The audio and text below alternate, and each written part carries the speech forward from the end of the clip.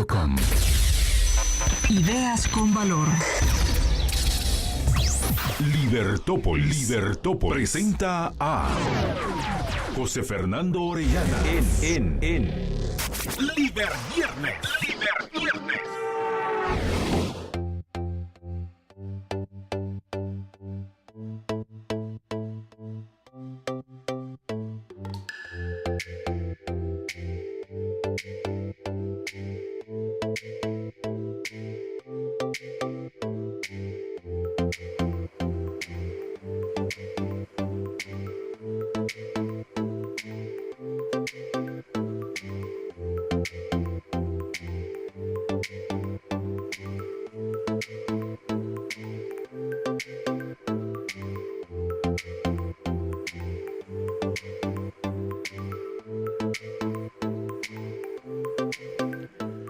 Son las 6 de la tarde con 3 minutos. Bienvenidos a una emisión más de Liber Viernes. Hoy, viernes 13 de abril de 2018. El día de hoy, en control nos acompaña Marito y en cabina José Ardón y Dafne y yo en conducción. Dafne, buenas tardes. Hola José Fernando, muy buenas tardes. Tenemos una tarde muy bonita, eso estábamos platicando hace un momento. Es una tarde color amarillo, pero se mira bastante bonita desde la Liber Torre. Y pues nada, vamos a acompañarlos durante esta tarde y durante las 2 horas que durará nuestro programa en un tráfico sobre todo especial porque es viernes. Sobre todo especial porque es viernes y ya casi es quincena, ya muchos los pagaron y hay un tráfico horrible. O sea, realmente sí tengan paciencia y qué mejor que hacerlo en compañía de Liber Viernes. José, bienvenido a Liber Viernes. Por supuesto, gracias José, gracias Dafne. Pues contento de estar aquí una vez más platicando con ustedes un poco acerca del panorama político del país, que está bastante agitado estas últimas semanas y se vienen semanas duras también, así que tendremos mucho de qué hablar hoy. Siempre hay bastante de qué hablar. Recuerden que pueden ponerse en contacto con nosotros a través de nuestros teléfonos en cabina 2308-6888, 2308-6888 u 89. Mandarnos sus notas de voz al 4585-4280, 4585-4280. Y en nuestras redes personales en @FOrellanaWare. Me encuentran a mí tanto en Twitter como en Facebook. ¿A Dafne? A mí me encuentran como @DafnePosadas. ¿Y a José? Ardón-José. Y bueno, vamos a hablar de varios temas en esta tarde que no sé si se logra ver en la transmisión en vivo, pero la tarde está literalmente así como amarilla, como decía Dafne. Sí, el reflejo del sol está... Es el polarizado está interesante. No es el polarizado de la ventana. El reflejo del sol tuvo una reacción interesante con el nublado, pero está bonita la tarde. Pero bueno, hay varios temas de los que vamos a conversar hoy. Originalmente, únicamente íbamos a hablar acerca del proceso de elección del fiscal general, que el miércoles tuvimos la oportunidad de participar, el martes, tuvimos la oportunidad de participar los tres en un foro estudiantil interuniversitario con respecto de las preocupaciones, particularmente de los jóvenes universitarios, respecto de la elección del próximo o de la próxima fiscal general. La discusión se abordó en varias líneas. Abordamos el tema de la forma en la que se elige el fiscal, de los retos que tiene el siguiente fiscal, e incluso de la forma en la que la ciudadanía puede estar y tener un mayor acceso al fiscal general. De esos puntos vamos a discutirlos acá, vamos incluso a hablar de ciertos puntos que se tocaron ese día en el foro y que no se pudieron ampliar más. Quiero hablar también con relación a un artículo específico que sacaron en un medio de comunicación, cuyo nombre no vale la pena mencionar, pero es el medio de comunicación que le pertenece a la Universidad Rafael Andívar y que financia a George Soros, por supuesto, porque ¿quién más podía financiar ese medio de comunicación? Que sacaron con relación a Milton Argueta, el decano de la Facultad de Derecho de la Universidad Francisco Marroquín, donde estudiamos nosotros tres. Que básicamente recurre a una serie de falacias para llegar a concluir que básicamente Milton tiene una especie de poder en sus manos en representación de los poderes oscuros, cuando realmente eso no es así. que vale la pena mencionar porque no hay que dejar tampoco, es cierto, la basura debe ignorarse, pero no hay que dejar de mencionar este tipo de cuestiones y aclarar lo que hay que aclarar. Y entre otros temas vamos a hablar también acerca del tema de cómo va el delito del financiamiento electoral ilícito en el Congreso. Vamos a profundizar y exponer nuestras opiniones al respecto de esto. Para eso nos va a acompañar Ángel González y Ángel Ramírez ay, se me fue el nombre ahorita, de Congreso Transparente. Y por último también vamos a tocar otros temas de coyuntura, como lo fue el tema del hogar seguro, esa semana del hogar seguro de Vista Hermosa y los disturbios que hubieron ahí. Así que ya saben, pónganse en contacto con nosotros. Y ¿por qué no empezamos ya con el tema de la... Empezamos con temas cortitos. Un tema que me tiene a mí bastante molesto fueron las declaraciones recientes del vicepresidente de Guatemala, que me parecen declaraciones pues bastante cobardes y realmente preocupantes, porque le preguntaron, ahorita en la Cumbre de las Américas, le preguntaron a Jafet Cabrera hoy por la mañana cuando acababa de llegar, qué pensaba con relación al tema de Venezuela y la forma en la que el régimen venezolano continuaba ganando poder. Y básicamente él dijo que él respetaba la forma en la que se estaban llevando a cabo las decisiones en Venezuela, que él no tenía por qué mencionar nada al respecto, y que Guatemala, y lo cito, en Guatemala se respeta la identidad de cada país y espera que los problemas que tiene cada país latinoamericano se resuelvan conforme lo dicten las medidas de cada gobierno y de cada país. Fue lo único que comentó Jafet Cabrera ante esta pregunta, porque se espera que al final de la Cumbre de las Américas los países hagan una declaración respecto a las sanciones que le van a imponer a Venezuela por las violaciones a los derechos humanos. Claro, José, bueno, estas declaraciones tienen un poco de verdad, hay que reconocer que cada país tiene que lidiar con sus problemas internos. Sin embargo, pienso que sí se puede hacer un escarmiento por parte de otros países acerca de la situación en que están viviendo otros, en especial cuando sus ciudadanos, que no tienen la culpa de haber nacido en ese país, estén sufriendo por parte del gobierno una represión que en Guatemala no la hemos sufrido ya desde hace más de 30 años. Entonces, pienso que el vicepresidente se puede haber quedado corto, porque el día que nosotros estemos así en este país, a mí no me molestaría como ciudadano que los presidentes o vicepresidentes de otros países mencionen la situación del mío y la expongan ante un panorama internacional para que de alguna forma u otra eso influencie al gobierno del país a mejorar la situación, que creo que ya es bastante crítica en Venezuela. A mí me parece, sobre todo, es una crítica que he hecho en múltiples ocasiones en diferentes ambientes y ámbitos, sobre la poca acción que ha tenido el mundo a nivel general. Es decir, parece que todos los países alrededor del mundo tienen una cierta indiferencia por lo que está ocurriendo en Venezuela. No se han tomado medidas, pues, para sancionar al gobierno, que definitivamente ha transgredido en múltiples ocasiones los derechos fundamentales de los individuos que viven en Venezuela. El año pasado tuve la oportunidad de conocer a unas venezolanas en un campeonato mundial de debates y me contaban que desde salir del país era realmente una travesía. No podían llevar maletas que fueran muy grandes porque obviamente el gobierno no permite que las personas que salgan del país.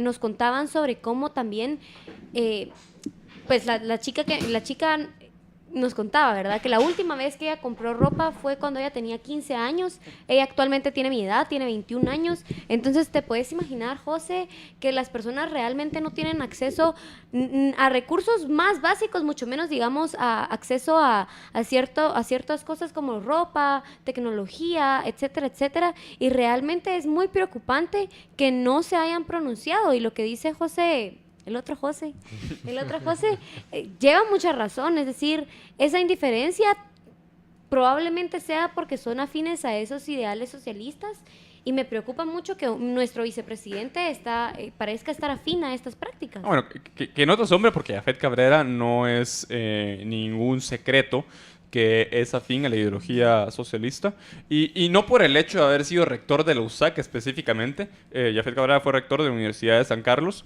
pero él en diversas ocasiones en su tiempo como rector y como estudiante, incluso hay unos artículos que forman parte de un compendio de artículos estudiantiles del tiempo en el que Jafet Cabrera estaba en la Universidad de San Carlos. Él cuando se encontraba estudiando, cuando era más joven. Y sí, o sea, él era afín a los grupos insurgentes. No es que fuera parte de los insurgentes, pero era afín a los grupos insurgentes. Y es la razón por la cual no me sorprende. Pero realmente, ante este tipo de situaciones y ante este tipo de desgracias humanas como la que está sufriendo Venezuela, no hay peor actitud que la indiferencia. Porque no es pedir que Guatemala, porque además no se podría hacer mucho, intervenga en Venezuela. Pero sí es pedir por lo menos que exista, que Guatemala... Yo no vería ningún inconveniente con que Guatemala expulsara a la embajada venezolana acá de Guatemala. Que, por ejemplo, Elena Salcedo, sí, la embajadora de acá de Guatemala... la embajadora de Venezuela en Guatemala es no solo, por supuesto, que es completamente afín al régimen, pero en el tiempo en el que ella trabajaba para el gobierno de Venezuela en tiempos de Hugo Chávez, trabajaba para la policía secreta del gobierno, silenciando periodistas, e incluso le han llegado a vincular con el asesinato de varios periodistas. Y el hecho de que Guatemala, a pesar de la cantidad de violaciones a los derechos humanos, la cantidad de muertes específicamente que ha habido en Venezuela atribuidas al proceder del régimen de Nicolás Maduro, pues lo que se debería esperar es que rompiera relaciones diplomáticas con Venezuela. Por supuesto, sí, he escuchado ya varias peticiones aquí en el país de que se retire la embajada venezolana. Sin embargo, yo creo que es un fenómeno ya más de toda la región, José, que no quieren involucrarse en un tema político ya a nivel internacional de echar una embajada, porque por reciprocidad probablemente Venezuela también vaya a quitar la embajada guatemalteca. Y en ese sentido, probablemente Guatemala no se quiere aventurar a probar hacer una de esas políticas que tienen un peso tan duro a nivel internacional, más cuando... siempre se dice que de qué lado estamos de la moneda, si estamos a favor de los países latinoamericanos o si vamos a permitir que la famosa injerencia extranjera influya también en la política exterior de los países. Entonces, en ese sentido, no veo que Guatemala vaya a tomar una iniciativa tan drástica y severa a nivel internacional a estas alturas. José, y esa toma de decisiones, drástica o no, a mí me parece que es relevante en nuestro plano nacional, pero yo sí creo que es reprochable, sobre todo a la comunidad internacional, la poca acción que ha tomado en contra de los del líder de Venezuela. O sea, me parece que no han tomado cartas en el asunto. ¿Cuántos años han pasado ya desde que las personas están reportando este tipo de acciones en contra de sus derechos? O sea, sí es preocupante. Hay videos donde se demuestra que matan a personas inocentes, que matan a personas que se ponen en contra del régimen, que no tienen acceso a recursos, y realmente es preocupante que en un mundo que se supone que vela por la paz y la seguridad y sobre todo, pues, o sea, las organizaciones internacionales como la ONU y otras organizaciones internacionales como la OEA no se han pronunciado en contra de este país. Hay otro tema al que quisiera que pasáramos, que es otro de los temas cortitos antes de que nos vayamos a corte, y es el tema de los disturbios que hubo esta semana en el anexo, el Hogar Seguro, que está en la zona 15. Esto es preocupante porque no es la primera vez que un problema se da en un hogar seguro bajo el mandato de Jimmy Morales. Y si bien es cierto que el tema de las más de 40 niñas que murieron quemadas en el Hogar Seguro Virgen de la Asunción por responsabilidad únicamente del gobierno de Guatemala y del Consejo Nacional de Adopciones y del esperpento de ley de adopciones que crearon ya hace poco más de 10 años, que al final terminó por prohibir de facto las adopciones en este país, tienen la responsabilidad. Si bien en esa ocasión yo sí me manifesté y afirmé que la responsabilidad era del gobierno de Guatemala, pero más que el gobierno de los funcionarios específicos que a través de todos esos años no habían hecho absolutamente nada, pero que Jimmy Morales, por acabar de entrar al gobierno, no podía tener tanta responsabilidad y no se le podía imputar toda la responsabilidad a él. ¿Y ahora? Intentaron hacerlo. Sí. ahorita estamos en un punto en el que ya pasó más de un año Correcto. desde la quema de ese hogar y nos damos cuenta que la situación es exactamente la misma. La situación es exactamente la misma. Es una situación en la que los hogares seguros realmente hay una mezcla de niños sin hogar y otros jóvenes que están ahí únicamente viviendo y que resulta que pertenecen a pandillas y que son realmente maleantes. Y el problema es que, por un lado, a los niños a los que el Consejo Nacional de Adopciones no le está permitiendo a las personas a las que quisieran adoptar puedan adoptar, están sufriendo en esos hogares. Y segundo, la razón por la cual hay que evaluar las razones por las cuales jóvenes ya adolescentes mayores de 18 años tienen que estar en estos hogares, pues al final viviendo únicamente porque no tienen a dónde más ir.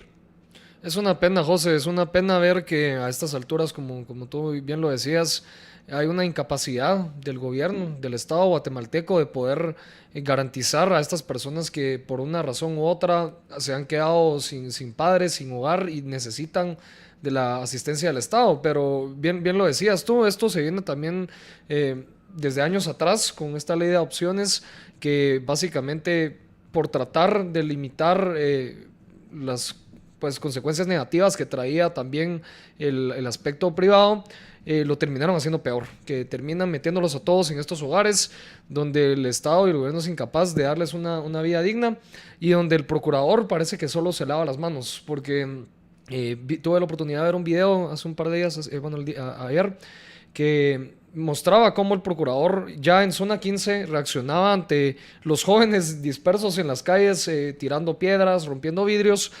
Y se mira un procurador impotente, un procurador que no tenía contemplado, creo que ni siquiera sabía de la situación en ese hogar.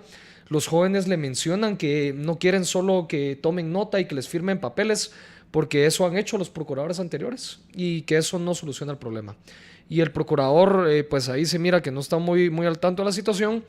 Y también vemos una gran inacción de él. Entonces sí es un problema ya de varias instituciones que tienen que abordar, porque no podemos permitir que suceda otra tragedia como la del Hogar Virgen de la Asunción. Sí, así es, José, los voy a decir hoy.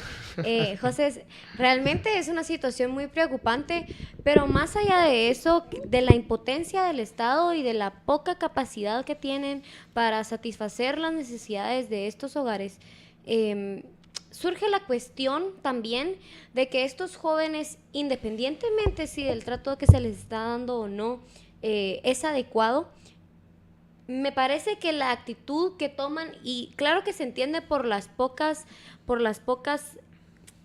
atención que han recibido, sí, pero lo que ellos hicieron es salir a las calles y no fueron a atemorizar a agentes del Estado, fueron a atemorizar a civiles, personas comunes y corrientes que querían ir a sus casas. Era un martes. Sí. Tiraban piedras en contra de los carros que iban pasando en frente del bulevar de Vistahermosa, y realmente, o sea, se ve como los carros van tratando de retroceder para que no les peguen a sus carros o para que no les hagan daño. Es cierto que la actitud de estos jóvenes probablemente no fue la mejor, pero creo que no justifica el comportamiento. Y creo también que este tipo de actividades o sucesos pasa precisamente por la incapacidad del Estado. Vemos cómo se vuelve una especie de círculo vicioso, porque bueno, el Estado no es capaz de satisfacer las necesidades de estos jóvenes, y estos jóvenes hacen demandas y hacen demandas y hacen demandas, pero no recibir nada a cambio genera un comportamiento violento en ellos, y por lo tanto empiezan a actuar de manera violenta en contra de otras personas, y la policía no se atreve por ese miedo, precisamente, de cómo se les va a juzgar si atacan o si hacen alguna actividad en contra de estos jóvenes. Dafne, yo hacía una encuesta hace un par de días en Twitter, por si la pueden buscar todavía, hay un usuario, de qué tanta responsabilidad tenemos los ciudadanos comunes y corrientes de la situación que están viviendo estos jóvenes, y ponía el caso obviamente de lo que acaba de suceder en zona 15, y ponía si los ciudadanos tenemos mucha responsabilidad, poca, alguna o ninguna, y la mayoría de las personas votó que ninguna. votó que ninguna era la responsabilidad que teníamos nosotros, los ciudadanos comunes y corrientes. Sin embargo, me sorprendió ver que también muchas personas pusieron que los ciudadanos teníamos mucha o alguna responsabilidad. Entonces, quisiera preguntarles también a ustedes qué tipo de responsabilidad podemos tener los ciudadanos si nosotros confiamos en el Estado y en el gobierno en delegar esa responsabilidad. ¿Estamos fallando nosotros los ciudadanos en algo o tenemos que echarle toda la culpa al Estado y al gobierno y tratar de mejorarlo a través de esa situación? ¿Qué piensan ustedes dos? La pregunta que ahorita te contesto, Sí. la pregunta que hacías vos es la pregunta que hacía José en su usuario de Twitter, era ¿qué responsabilidad tiene un ciudadano común y corriente a la situación de otras personas jóvenes en correccionales? 13% votó que mucha, 24% alguna, 22% poca y 41% ninguna. Yo considero en este tipo de situaciones que un ciudadano común y corriente no tiene ninguna responsabilidad más allá de aquellos que en ningún momento se han expresado en contra, o por lo menos han cuestionado el sistema actual de adopciones. Porque es que antes de la promulgación de la ley antiadopciones, porque básicamente es lo que es esa ley, antes de la promulgación de esa ley, aproximadamente se lograban fijar aproximadamente 5,000 niños al año en casas con papá y con mamá. Sí. Actualmente el Consejo Nacional de Adopciones no logra ni siquiera fijar a 103 niños por año. No llega ni siquiera al promedio.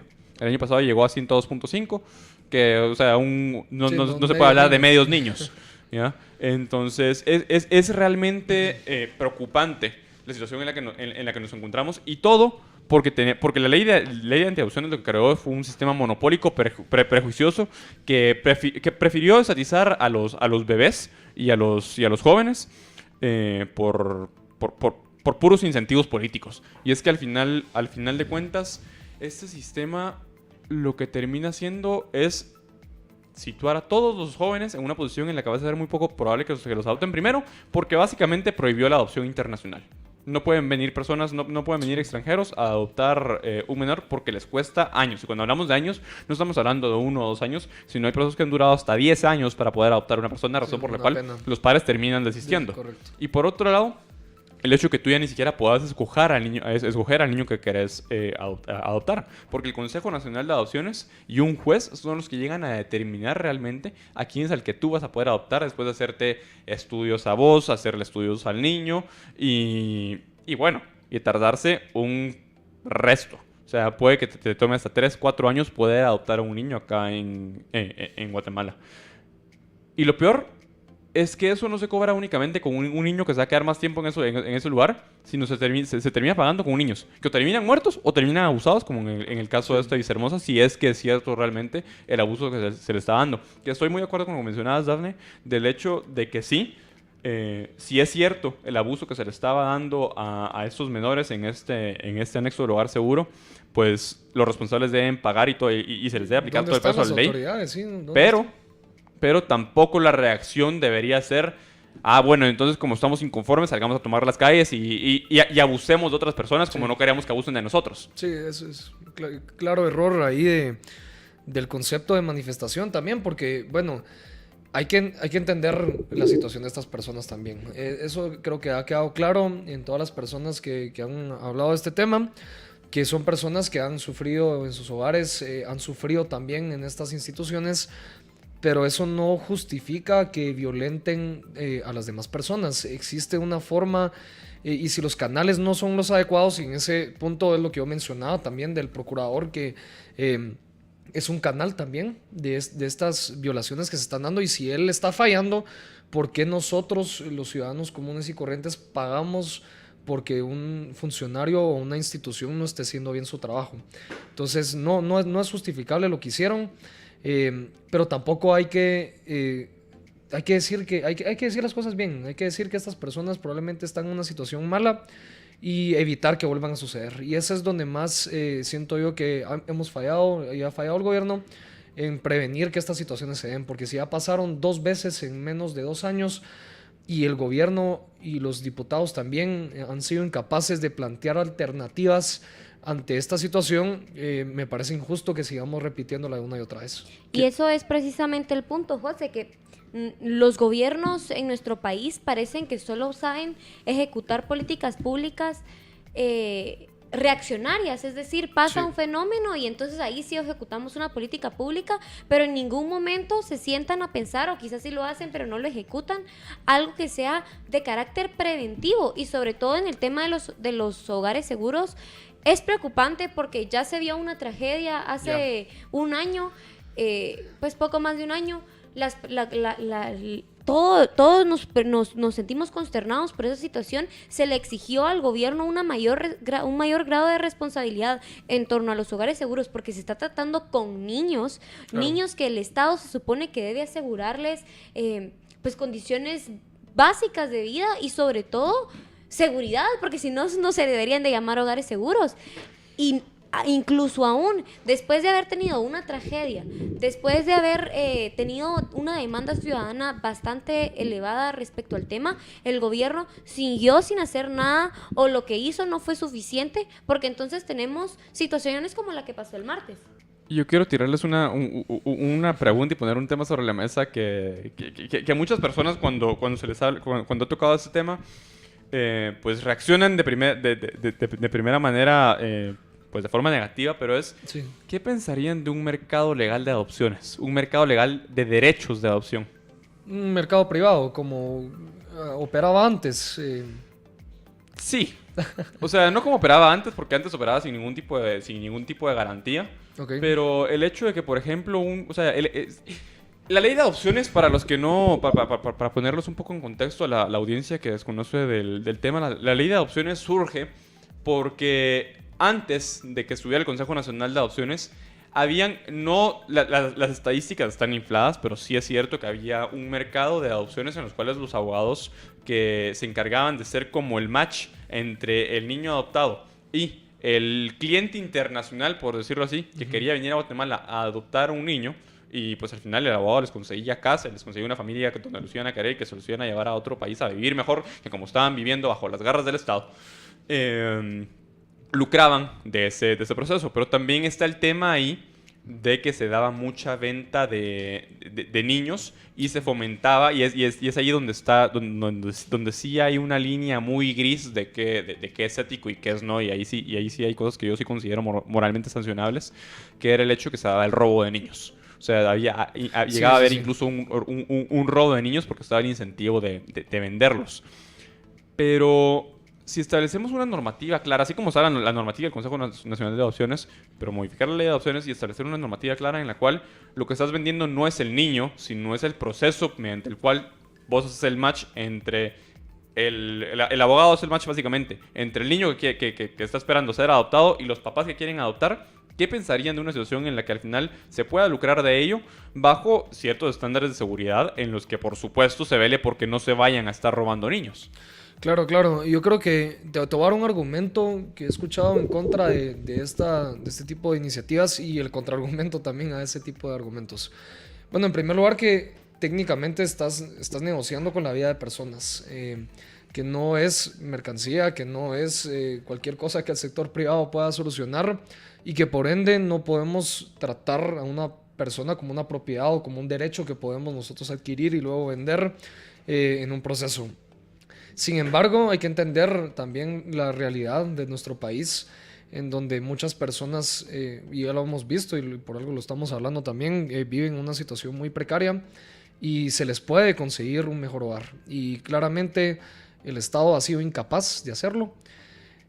Yo creería que sí valdría la pena considerar nuevamente procesos privados, siempre y cuando estén bien estipulados, con procesos transparentes, con procesos bien hechos, donde el Estado tal vez no necesariamente lo regule, pero sí esté presente y sí vele porque estas personas tengan un hogar bueno y el proceso se lleve a cabo bien, como mencionabas, que no estén vendiendo niños ni robando niños y tratándolos como pura mercancía.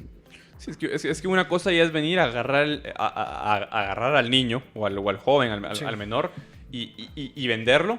Y otra cosa muy distinta es una situación en la que existan, si quieren incluso que sean regulados, que estén regulados y que tengan una serie de requisitos con los que tengan que cumplir los hogares privados, está bueno. Pero que estén los niños en estos hogares que las personas puedan abocarse a estos hogares y comprar los derechos de adopción. Sí, por y pagarle a un abogado lo que el abogado quiera cobrar por ese trámite de adopción. ¿Vos qué pensás? Que te veo muy callada así pensando. No, fíjate, José, que este tema es un tema que hemos discutido en varias ocasiones con otras personas y parece que la discusión que tenemos siempre va sobre, no importa si lo hace el Estado o si lo hace una agencia privada. Lo que importa es que pase. ¿Por qué? Porque no queremos que los niños se sigan muriendo del hambre, que sigan siendo maltratados por agencias del Estado porque no están haciendo bien el trabajo, no están yendo niños a ser adoptados y tampoco se permite, ¿me entendés? Entonces yo sí creo que debería existir una serie de requisitos mínimos en la adopción. En algún momento discutíamos sobre, fíjate, llevar a los papás se les hace una prueba de ADN a los dos papás y al niño, si son compatibles pasas a la siguiente fase. ¿De qué va a ser la siguiente fase? Para ver si es tu hijo, pues, para ver si no te lo robaste. Y por eso, por ejemplo, yo no quiero... Ya te cacho, los que quieran dar en adopción. Sí. Yo decía los que quieran adoptar. No. Los papás que quieran dar en adopción. Los papás que quieran dar en adopción, les haces una prueba de ADN para ver si son compatibles con el niño. Si son compatibles, entonces podés pasar a la siguiente etapa y haces una etapa de tipo psicológico para ver por qué es que estos papás quieren dar en adopción al niño y asegurarte que sea un procedimiento totalmente voluntario y que no hay un mecanismo forzoso por el cual los papás quieren dar en adopción al niño. Si pasa esos requisitos, pues entonces se contacta a unos padres que quieran tener a ese niño, es decir, a los padres adoptivos, y que conversen con los padres y que después de esta conversación se hagan investigaciones a los padres adoptivos. Y pues ya, o sea, no debería de ser un proceso tan complicado, pero yo sí creo que las malas prácticas en el pasado nos han llegado a sobreregular una práctica que sí debería estar regulada, porque no queremos que se traten con niños y que se vendan a niños, ni que se trate de lucrar con este tipo de cosas. Pero sí se tiene que regular, pero definitivamente debería ser regulaciones no tan absurdas y que no compliquen el proceso. Sí, yo creo que también hay algo que mencionas ahí y yo creo que la cuestión no está, la discusión tal vez no debería estar en si se pueden o no vender los derechos de adopción, sino a quién se le podrían vender esos derechos de adopción.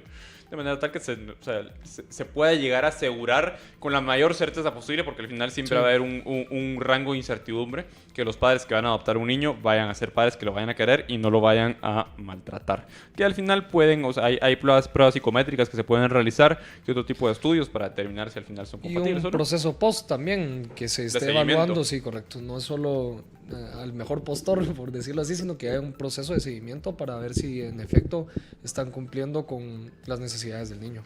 Tenemos que ir a un corte comercial, pero no sin decirles que después de escuchar Líder Viernes y después del tráfico, se pasen por San Martín a disfrutar de una de las deliciosas pizzas rústicas que tienen para ofrecerles. Mi favorita es la Da Vinci, pero si no, ustedes pueden mezclar ingredientes, pueden combinar de 2 a 4 ingredientes o pedir la mitad, como más les guste, y disfrutar de una deliciosa pizza en San Martín. Vamos y volvemos.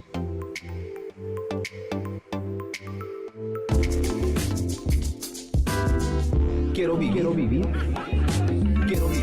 en una sociedad de personas responsables y libres que busquen su propia felicidad. Su felicidad. Libertópolis. Aburridos y preocupados de que los niños y adultos de su casa se enfermen constantemente de gripe, catarros y otras enfermedades por no tener sus defensas altas para resistir a los virus. Blend líquida de Equinacia, vitamina C, zinc y aloe vera de Ela sube sus defensas para tener una mejor calidad de vida. Llame al teléfono 4563-9327. 4563-9327. Blend líquida de Equinacia, vitamina C, zinc y aloe vera de Ela también lo encuentra en GNC.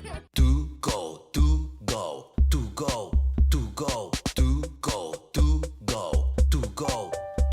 Intelab To Go. Llegamos a la puerta de tu oficina o casa con Intelab To Go, completamente gratis. Llama al 2328-0000 para hacer tu compra tecnológica.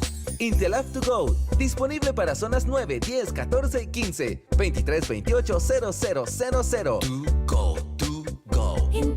2328-0000. El consumo de este producto causa serios daños a la salud. Somos los que viven con ganas, sin miedo, frescos, descomplicados. Somos Gallo 502, viviendo el presente con ganas de hacer la diferencia. Intensos, así, decididos. Vamos por lo que queremos. Somos Cerveza Gallo 502. Probar lo que nadie ha probado. Hacer lo que nadie ha hecho. Decir lo que nadie ha dicho. Nueva cerveza Gallo 502. Experiencia de sabor. El consumo de este producto causa serios daños a la salud. Dar ese toque especial a cada proyecto de mis clientes ahora es más fácil, gracias a los pisos y fachaletas que encuentro en Samboro. Samborizar es complacer en cada detalle a tus clientes. Samboriza tus obras con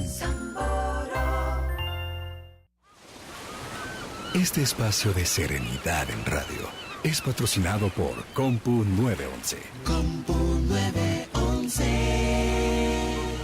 Búscanos. Verás qué simple es la vida. 9 meses que estamos sin empleo. Que los magistrados nos dejen trabajar. A mí la mina me ayudaba bastante con el seguro. Yo tengo a mi esposo enfermo y solo yo soy la que trabaja. Entonces queremos que por favor se ponga la mano en la conciencia. Queremos trabajar. Solo yo no puedo salir adelante. Señores de la Corte de Constitucionalidad, ¿qué le responde a Amparo, sus 3 pequeños y su esposo enfermo? Magistrados, resuelvan ya. Acemis. Busca nuestra página de Libertópolis en Facebook. Solo teclea facebook.com/libertopolis.com. Libertopolis.com. Encuéntranos en Facebook.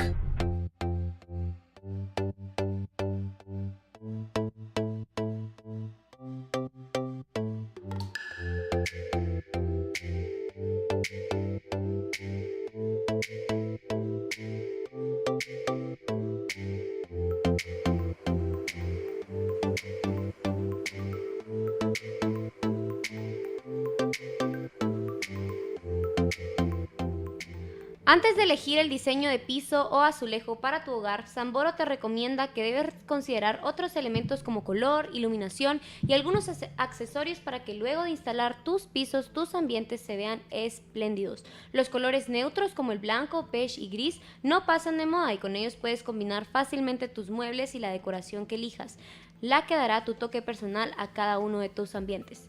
Así que ya saben, samborízalo con Samboro.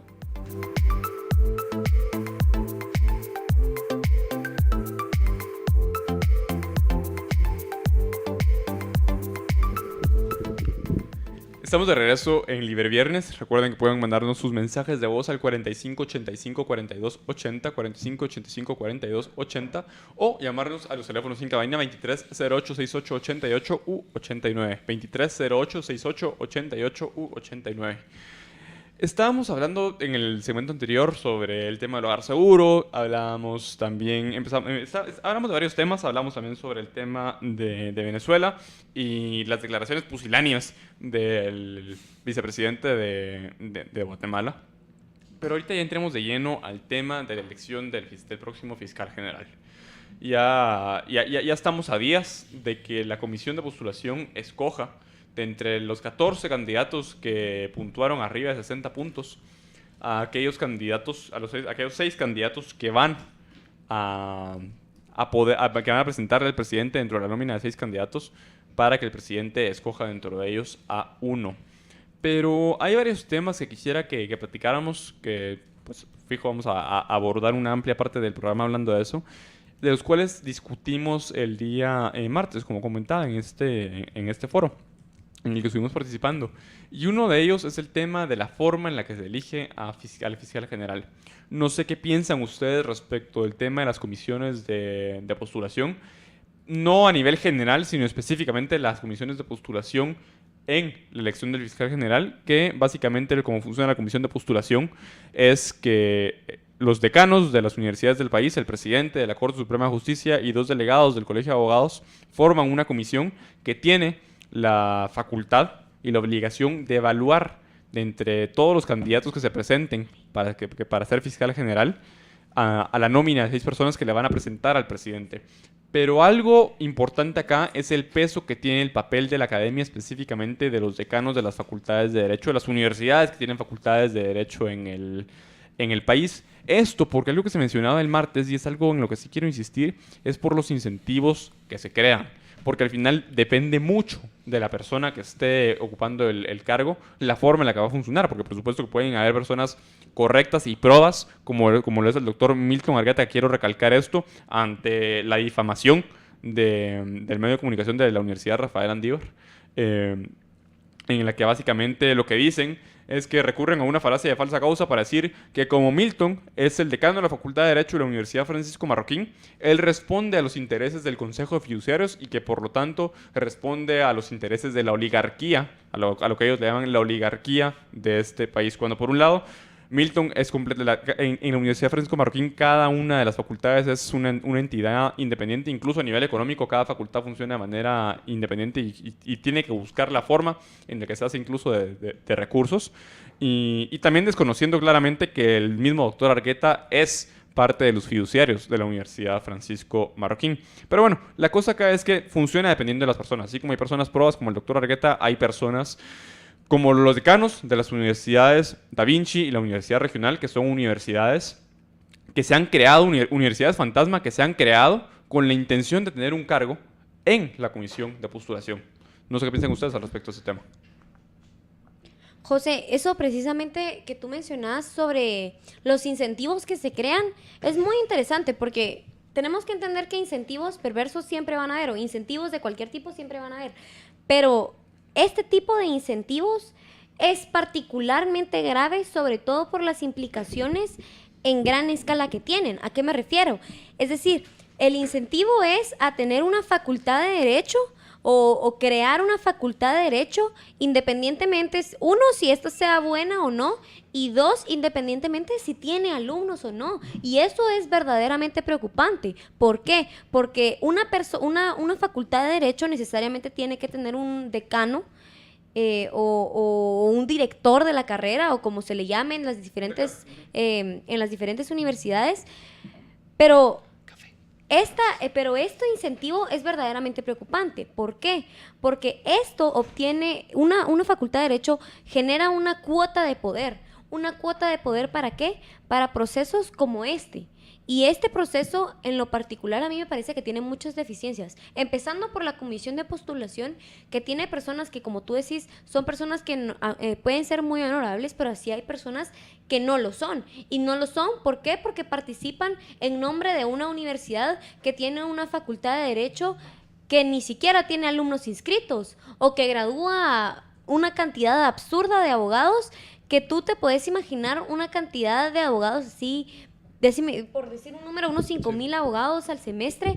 ¿Y cuánto pueden aprender verdaderamente este tipo de personas? Es realmente preocupante y hay una carga moral detrás de esto, porque incluso aún si fuera cierto que estas universidades son funcionales, el tiempo de la carrera, los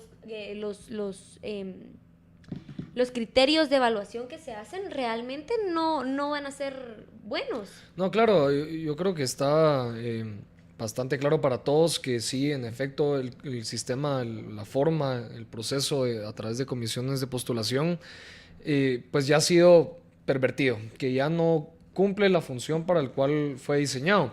Pero también hay que entender cuáles son las alternativas ante un sistema de comisiones de postulación. Por ejemplo, una alternativa es que el presidente a discreción total elija a la persona que va a ser fiscal general, siempre bajo ciertos requisitos. Otra alternativa es que sean los mismos legisladores, los miembros del Congreso, los que elijan al fiscal general. Y otra alternativa es un proceso judicial independiente, como lo tienen algunos países latinoamericanos, en donde el fiscal general pueda llegar a través de un proceso en el cual los jueces básicamente sean una comisión de postulación. Sin embargo, yo creo que había que entender mucho el contexto de nuestro país, que había una gran desconfianza en las demás instituciones y se confió en las universidades, que antes eran pocas, de tomar ese liderazgo. Sin embargo, ahora y algo que hay que considerar es que este proceso ya está muy avanzado, ya va a culminar y ha sido un proceso transparente, que es algo que nosotros hablábamos el martes. Ha sido un proceso participativo, en donde los jóvenes estudiantes universitarios han podido acercarse a sus decanos, y eso hay que reconocerlo. Yo he tenido la oportunidad de acercarme a varios decanos de distintas universidades del país. Nos han abierto las puertas a los jóvenes para que podamos mostrarles nuestras inquietudes, y en sí el proceso ha sido bueno. Yo creo que eso es algo que hay que reconocer, que tal vez no ha sido el caso de otros procesos anteriores. Tal vez sí lo ha sido. Sin embargo, aún estamos a la espera de esta lista final de 6, que también hay que hacer ciertas aclaraciones. Muchos dicen que Jimmy Morales ya tiene colados a los candidatos que quiere elegir para fiscal general. Otros dicen que con uno que se cuele de esos 6 ya estuvo, que Jimmy Morales lo va a elegir. Sin embargo, hay que entender que todo esto ha sido un proceso bastante técnico, me atrevería a decir. Sin embargo, tal vez habría que matizar el tema de la tabla de gradación, que sí ha tenido sus pros y sus contras. Sin embargo, no hay que tachar el proceso ya de entrada. Hay ciertos amparos que aún están en la CC, que la CC no ha resuelto a estas alturas. Por supuesto, tienen tiempo para resolverlos, pero eso solo pone en duda si el proceso al fin y al cabo va a poderse concluir. Entonces creo que hay que tener un ojo a estos amparos que aún siguen ahí, y pues mostrar que la sociedad civil sí participó en el proceso, y al fin y al cabo, por el tema que así es la ley de comisión de postulación y así lo menciona la Constitución de la República, la facultad al final es del presidente, que tendrá que elegir a uno de esos 6. José, eso que mencionas sobre la tabla de gradación es otro tema muy importante, porque a mí en múltiples ocasiones he defendido la idea de que son criterios muy difíciles de evaluar. Primero, la tabla de graduación solo mide cosas como carrera, es decir, cuáles son sus titulaciones, qué posiciones en el gobierno ha tenido, cuáles han sido cuáles son sus habilidades o capacidades, etcétera, etcétera. Sin embargo, yo algo que siempre he dicho es que una persona puede verse muy bien en papel, pero no necesariamente puede tener esas características éticas que un fiscal general debe tener. Entonces, por una parte nos encontramos con una tabla de gradación que únicamente toma en cuenta criterios académicos, pero no toma en cuenta criterios éticos. Y por otra parte tenemos el criterio ético, que se evalúa de manera más subjetiva, es decir, no es que exista una tabla de 0 a 10, qué tan honorable es esta persona, no, claro, ¿verdad? Pero ¿quién va a primero definir qué es honorabilidad, ¿verdad? Y segundo, ¿quiénes son las personas que están determinando si esa persona es honorable o no? Y nos regresa a lo mismo que nosotros estábamos hablando hace un momento con José Fernando, de quiénes son las personas que están en la comisión de postulación, porque ellos son los que determinan si las personas cumplen con criterios de ética y cumplen con criterios de honorabilidad. Hay puntos en los que estoy de acuerdo contigo y puntos en los que sí yo sí haría un matiz. En cuanto a la tabla de gradación, yo considero que bueno, o sea, el hecho de diseñar esa tabla de gradación por parte de la comisión de postulación fue una forma de hacer el proceso mucho más objetivo, mucho más transparente, por el hecho de que incluso se llegaron a publicar las razones por las cuales a cada uno de esos aspectos le asignaron cierta evaluación. Peso, sí. No fue como procesos anteriores en los cuales fue así como este y este candidato pasan la prueba y este no pasan la prueba. En cuanto a los criterios éticos, como tú decís, ponerles un aspecto así como de 1 a 10, ¿qué tan bueno es él? 7, yo lo veo complicado ponerle una tabla de gradación, pero precisamente es la razón por la cual está la oportunidad de presentarle tachas a los candidatos a fiscal general. Que lo interesante ahí es que la presentación de tachas está abierta a todos los ciudadanos guatemaltecos. Si vos querías llegar a presentar una tacha porque considerabas que alguien carecía de la honorabilidad y la capacidad ética para ejercer el puesto fiscal general, podías llegar a hacerlo. Pero eso también tiene incentivos perversos, pues, porque a lo mejor el fulano me vio feo y entonces eso para mí ya no es honorable o ético. Y de que se vaya a tomar en cuenta o no, eso es otra cosa. Pero yo lo puedo ir a hacer. Y de igual forma a mí me parece que no es un mecanismo lo suficientemente bueno para elegir quién es el fiscal general. Pero entonces, ¿qué pondrías? El martes discutíamos sobre diferentes alternativas que podíamos tener. Antes que pasemos a las alternativas, pero específicamente mi pregunta es, ante la situación ética, el que no te convence la forma en la que se hizo la evaluación ética en esta comisión, ¿qué alternativa podría? Fíjate que es bien difícil porque sobre todo en una situación en la que valores éticos en las instituciones del Estado no hay, porque para mí definitivamente no debería existir una comisión de postulación que determina quiénes son las personas que pueden optar al cargo de fiscal general, sino que debería de ser probablemente otra institución como el Congreso, escoger una planilla y después ya que el presidente la escoja, que es como sucede en otros países. Ahorita vamos a entrar de lleno a ese tema, perdón que te interrumpa, pero solo quería terminar con el tema de la tabla de graduación. Entonces, la tabla de graduación está compuesta por méritos académicos, 30 puntos, aspectos profesionales, 65 puntos, proyección humana, 5 puntos, para hacer un total de 100 puntos. Correcto. Aquellos candidatos que pasaran de los 60 puntos podían ser seleccionados dentro de la nómina de 6 que le va a presentar la Comisión de Postulación al presidente de la República. Y cada uno de esos aspectos se desglosaba de esta manera. El aspecto de los 30 puntos de méritos académicos se desglosaba 14 puntos de títulos académicos, 9 de docencia, 2 de publicaciones, 1 de eventos académicos, 2 de elaboración de estudios y otros 2 de méritos obtenidos. Los aspectos profesionales se dividen en ejercicio profesional del derecho, 35, ejercicio profesional administrativo, 10, políticas, 3, relacionamiento, 2, entrevista, les decía una entrevista, 10 puntos, y prueba psicométrica, 5 puntos. Y por último, en proyección humana, que eran otros 5 puntos que básicamente quedaban abiertos. Sí. Que quedan abiertos a lo que se pueda entender por proyección humana, lo que la comisión considera que era proyección humana, pues eran 5 puntos ahí.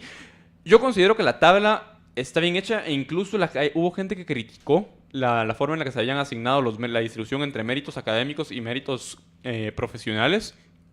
Porque dijeron que lo que se le había asignado a méritos académicos no era suficiente. Sin embargo, yo considero que en este caso sí es bastante importante los méritos académicos que una persona haya podido alcanzar. Sin embargo, el ejercicio profesional de la profesión del derecho, específicamente en el derecho penal y el conocimiento de todo ese aspecto, yo creo que tiene muchísimo más relevancia y muchísimo más peso que los méritos académicos que puedas tener. Porque sí es importante, por supuesto, tu formación, pero más allá de ello, es que realmente puedas llegar a ese cargo técnico y administrativo a poner orden y ver qué ondas. El asunto es que en ambas categorías la expectativa de muchos candidatos era puntear mejor. Y está el caso, y te menciono 3, por ejemplo, un Roberto Molina Barreto, una Claudia Escobar, incluso y Asisclo Valladares. En temas académicos, Claudio Escobar se esperaba que punteara mucho más. Sin embargo, parece que la tabla no fue suficiente, incluso bajo pronósticos de muchas personas que utilizaron esa tabla y utilizaron la información pública acerca de los méritos académicos de Claudio Escobar, y vieron que no cuadraba en efecto el puntaje que puso la comisión con respecto al puntaje que debió haber obtenido. Igual fue el caso en temas profesionales de los otros 2 candidatos. Entonces queda esa duda acerca de esa tabla, si en serio va a permitir ser objetivo o si al fin y al cabo los comisionados terminan decidiendo un poco a discreción qué méritos sí tomar en cuenta y cuáles méritos no. Entonces eso sí creo que es un tema que hay que tocar. Y si quiere pasemos a eso, porque es cabal lo que empezaba a mencionar Dafne, pero es que al final, al final siempre vamos a estar en una situación en la que van a ser personas eligiendo personas, claro. Porque no hay de otra. Por muy objetivo que intentemos hacer un procedimiento, podemos crear cierto margen de objetividad, pero también va a haber un amplio margen de incertidumbre y de subjetividad que literalmente va a ser a juicio de las personas que tengan a su cargo elegir a quien va a ocupar el cargo. Y si quieren pasemos entonces ya en este caso a las alternativas que tendríamos para elegir a un fiscal general, porque en mi opinión las comisiones de postulación generan incentivos perversos. Yo creo que los 3 de cierta forma estamos de acuerdo en eso, no de manera absoluta, pero yo sí estoy completamente en contra de las comisiones de postulación. Por un lado, porque se fuerza a la academia a politizarse, porque básicamente eso es lo que hacen, fuerzan a la academia a no politizarse, pero abren la puerta para que la academia se politice. La Universidad Francisco Marroquín, en toda su historia, siempre se manifestó en contra de tener que participar en las comisiones de postulación. Sin embargo, constitucionalmente, el decano de la Facultad de Derecho tiene que hacerlo. Sí. Y no le queda de otra. Pero más allá del que te fuercen a eso como institución educativa, son los incentivos perversos que genera. Y es que ahí tenemos, y quiero regresar a la Universidad Da Vinci porque es que realmente es una barbaridad. En esa universidad gradúan 541 abogados al año. Universidad que se formó en el año 2012 y los gradúan de forma express. Eso por el hecho de que esa universidad, digamos que es una universidad de desagüe, a donde llegan personas que no se pudieron graduar de otras universidades porque no llegaban a cumplir con la capacidad académica para poderse graduar de esas universidades. Entonces vienen, se pasan a esta universidad y así los tienen graduados. Y lo que sucede es que si comparamos la cantidad de abogados que se gradúan de la Universidad Da Vinci con la cantidad de abogados que se gradúan de las universidades de las que más abogados se gradúan al año, de la Universidad Mariano Gálvez, por año aproximadamente se gradúan 402 abogados. Y de la Da Vinci, 541 abogados por año. Y si ustedes van a ver la universidad, realmente se quedarían impresionados, porque si uno va ahí a Zona 4 a ver las instalaciones de la universidad, realmente uno dice, realmente esta institución a nivel nacional tiene la capacidad de graduar a 42 abogados. La universidad más chiquita es la Francisco Marroquín, 282 en los últimos 17 años. O sea, la Marro es la universidad que menos abogados gradúa. Pero el punto acá no está en la cantidad, sino en la forma en la que, de manera expedita y exponencial, la Universidad Da Vinci empezó a graduar abogados. Y si no, tenemos la Universidad Regional, que está en un centrito comercial en la zona 4, que literalmente es un localito, en el que si uno llega al lugar y pregunta dónde son las clases, le dicen que ahí, y que cuántos alumnos tienen, que 3 o 4. Claro, preocupante cómo el sistema, en efecto, creó incentivos perversos para que se crearan universidades previamente sin facultad de Derecho y después se crearan esas facultades de Derecho dentro de las universidades para poder participar en este proceso. Sin embargo, yo creo que también hay que matizar eso. Yo creo que tal vez en universidades como la Da Vinci sí hayan personas que estudian, probablemente serán mucho menores a la cantidad que mencionas de los que se gradúan efectivamente de abogados. Sin embargo, eso es una muestra de cómo tenemos que cambiar ese sistema que ha sido, bueno, históricamente cooptado. Tenemos el caso del rey del tenis, quien era la persona que, según las investigaciones, todavía no ha entrado a juicio, era el que se encargaba de manipular de cierta forma esta comisión para elegir a los fiscales generales.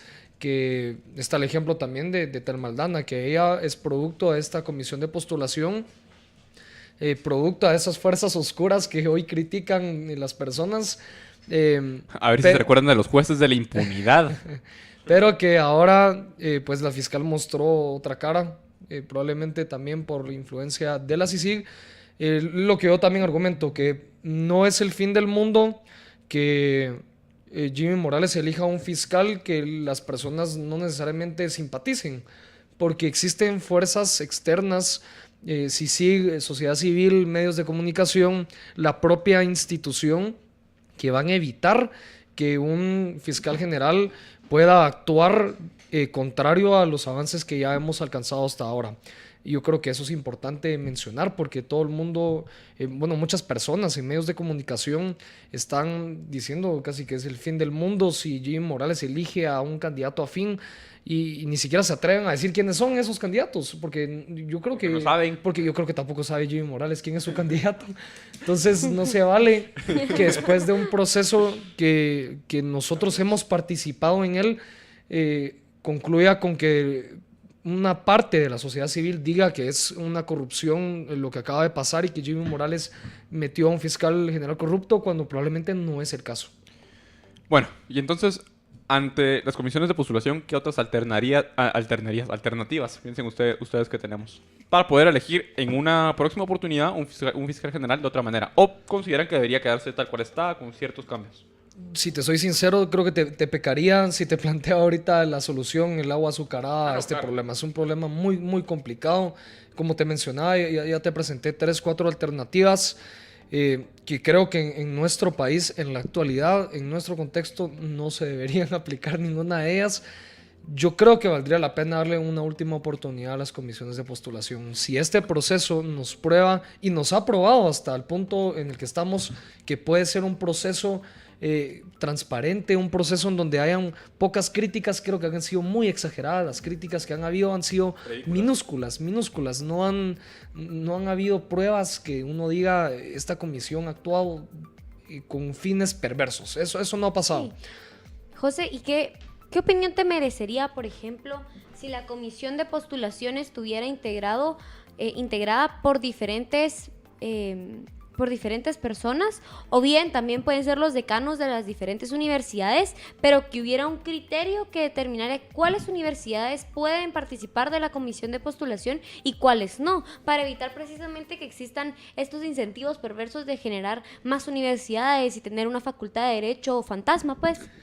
Yo creo que también es un tema delicado tratar de limitar la cantidad de universidades, si bien obviamente se ha pervertido el sistema de pasar de ser 5 o 6 comisionados hace 20 años, cuando empezó esta ley, hace 20, 30 años, ahora tenemos una comisión de 15 personas, en donde, como ya mencionaba el otro José, muchos comisionados no representan verdaderamente una población significativa de graduandos que efectivamente están cursando la carrera de Derecho. Entonces, pienso que en todo caso, si se consideraría hacer esa fórmula, valdría la pena que sean criterios lo más objetivos posibles y que no sean discriminadores al fin y al cabo del peso que pueda tener una universidad u otra. Tenemos que ir a un corte comercial, pero antes, si bien es cierto que no se puede plantear la solución de la noche a la mañana, yo sí quiero plantear una idea de las que planteaba, que la planteabas vos ahorita, José, y que la planteaba el día que tuvimos el foro interuniversitario. Y es el hecho de evaluar la posibilidad de hacerlo o como lo hace Chile o como lo hace Estados Unidos. Claro, para eso tenemos que institucionalizar nuestras instituciones, porque literalmente no, o sea, una institución es algo más allá del edificio en donde dice que está, y el organismo judicial específicamente, antes de promover una elección de fiscal general de manera diferente, hay que independizar y profesionalizar el organismo judicial. ¿De qué manera? También haciendo una reforma integral al sistema de justicia. Una vez tengamos ya tengamos la oportunidad de formar jueces de carrera, que sean estos jueces quienes puedan, y que esos jueces de carrera sean los mejores representantes del cuerpo de la judicatura, puedan llegar a ocupar los puestos de la Corte Suprema de Justicia, incluso de manera vitalicia. Y una vez ya hechos estos cambios y estas reformas al sector justicia, verdaderas reformas al sector justicia, y no como la paja que nos quería vender la Comisión Internacional contra la Impunidad en Guatemala el año pasado, que no les va a sorprender que en un par de meses nos vayan a agarrar otra vez con el tema de las reformas a la Constitución por parte de la CICIG. Y una vez ya hechas estas reformas al sistema judicial, entonces podríamos evaluar la oportunidad de que el fiscal general se elija de entre una nómina que la Corte Suprema de Justicia le presente al presidente de la República. Lo mismo podría ser en el caso de una nómina que el Congreso le presente al presidente, o una persona que el presidente escoja y que sea el Congreso el que lo ratifique. O sea, básicamente incluso podría darse un sistema en el cual el presidente, la Corte Suprema de Justicia escoge una nómina de 6 personas, el presidente elige una persona, esa nómina de 6 personas, y el Congreso lo ratifica. Sí, o sea, pueden ser modelos combinados. O sea, habría que evaluar también. Son personas, al final hay que evaluarlo, no tenemos acá todos los aspectos técnicos para evaluar qué es mejor y qué es peor. Son ideas, pero son alternativas que se pueden presentar, que se podrían presentar, pero que son alternativas que se pueden presentar solo si llegamos a hacer una reforma estructural del sistema de justicia que tenemos en nuestro país. Sí, es un supuesto muy, muy elevado, José, y quizá para eso sería viable en otro escenario, o quizá esperar un poco más de tiempo para que podamos llegar a ese tipo de propuestas. A mí eso de tener que esperar me estorba, José, porque esperar y esperar yo me voy a morir. Y no haber cambiado nada. No, pues no necesariamente te tenés que morir, ¿verdad? Pero puede es pasar. un ejemplo. Me refiero a que tiene que pasar cierto tiempo. O sea, los cambios no ocurren claro. de la noche a la mañana, pues. Y menos ahorita que vamos ya sobre la marcha. Pero tampoco se vale hacer cambios, hacerlos mal. Porque Exacto. Los cambios que hemos hecho a la ley electoral y los cambios que se vienen, yo creo que no van a ser significativos. Sí, supuestos cambios, porque no veo yo verdaderos cambios al sistema, a los incentivos también que la ley electoral ha provocado en los partidos políticos y en los candidatos. Entonces, si vamos a hacer cambios, hay que hacerlos bien. Tenemos que ir a un corte comercial, pero antes Dafne tiene un mensaje de Intelaf para ustedes. Así es, Intelaf, como ustedes sabrán, ahora tiene una nueva página de internet, www.intelaf.com, en el que pueden verlos a través de sus dispositivos móviles y sus tablets, y van a poder gozar de todas las diferentes funciones que tiene esta página. Así que los invitamos a que entren y que puedan utilizar esta nueva página, que es más rápido y más fácil de navegar.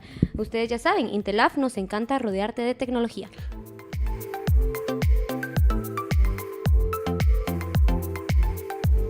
Conoceréis la verdad, y la verdad os hará Libertópolis. Tenemos varios años de estar escuchando Libertópolis. Admiramos mucho los comentarios de Zapeta, de Juan Francisco, de María Dolores. Queremos agradecerles y que siempre comenten los problemas de nuestro país y que esto vaya en beneficio de todos nosotros. Estás escuchando Libertópolis.com. Siente el crunch en cada mordida con la nueva receta extra crujiente de pollo campero. Inclúyela en tus menús y combos. Llama ya al 1777. Sabor campero.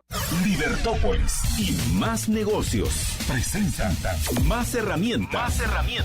Consejos prácticos para el mundo de hoy. Hay un mito. Hay gente que dice, es que mi negocio vale porque tengo una marca, que tengo una fórmula, que tengo gente que trabaja conmigo hace 20 años, que tengo una localidad premium. Todo eso es irrelevante si no produzco flujos. Flujos interesantes que digan, esta marca sí vale, esta fórmula sí vale, porque si no produzco el flujo suficiente, entonces la marca pues valdrá, pero solo será algo sentimental porque no puedo demostrar su valor financiero. Rudy Santos en Más Negocios.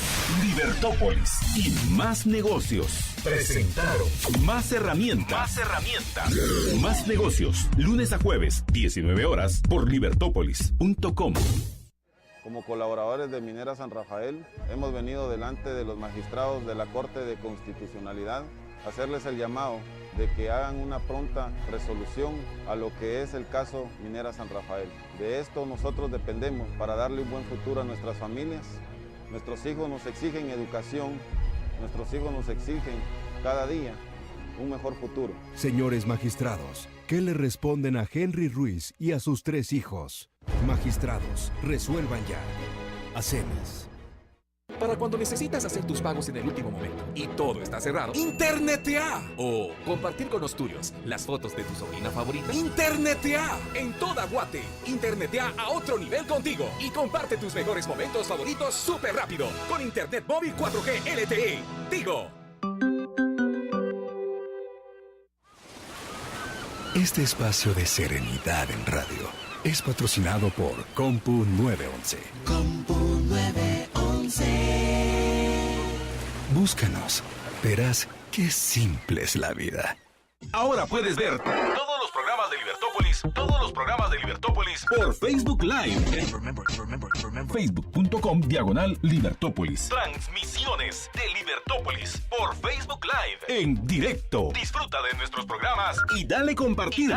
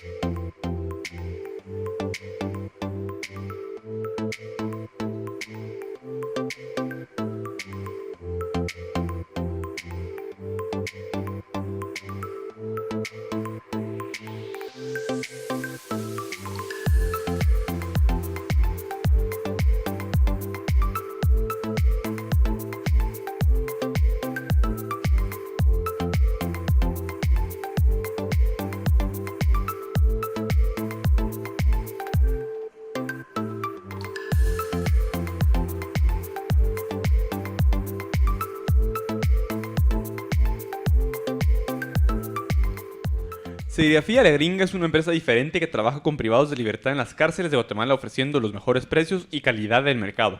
Tienen grandes metas de ver a guatemaltecos educados y con las oportunidades de trabajo honrado. Con cada orden de serigrafía que trabajan, no solo están recibiendo un producto, sino que estarán ayudando a Guatemala a superarse.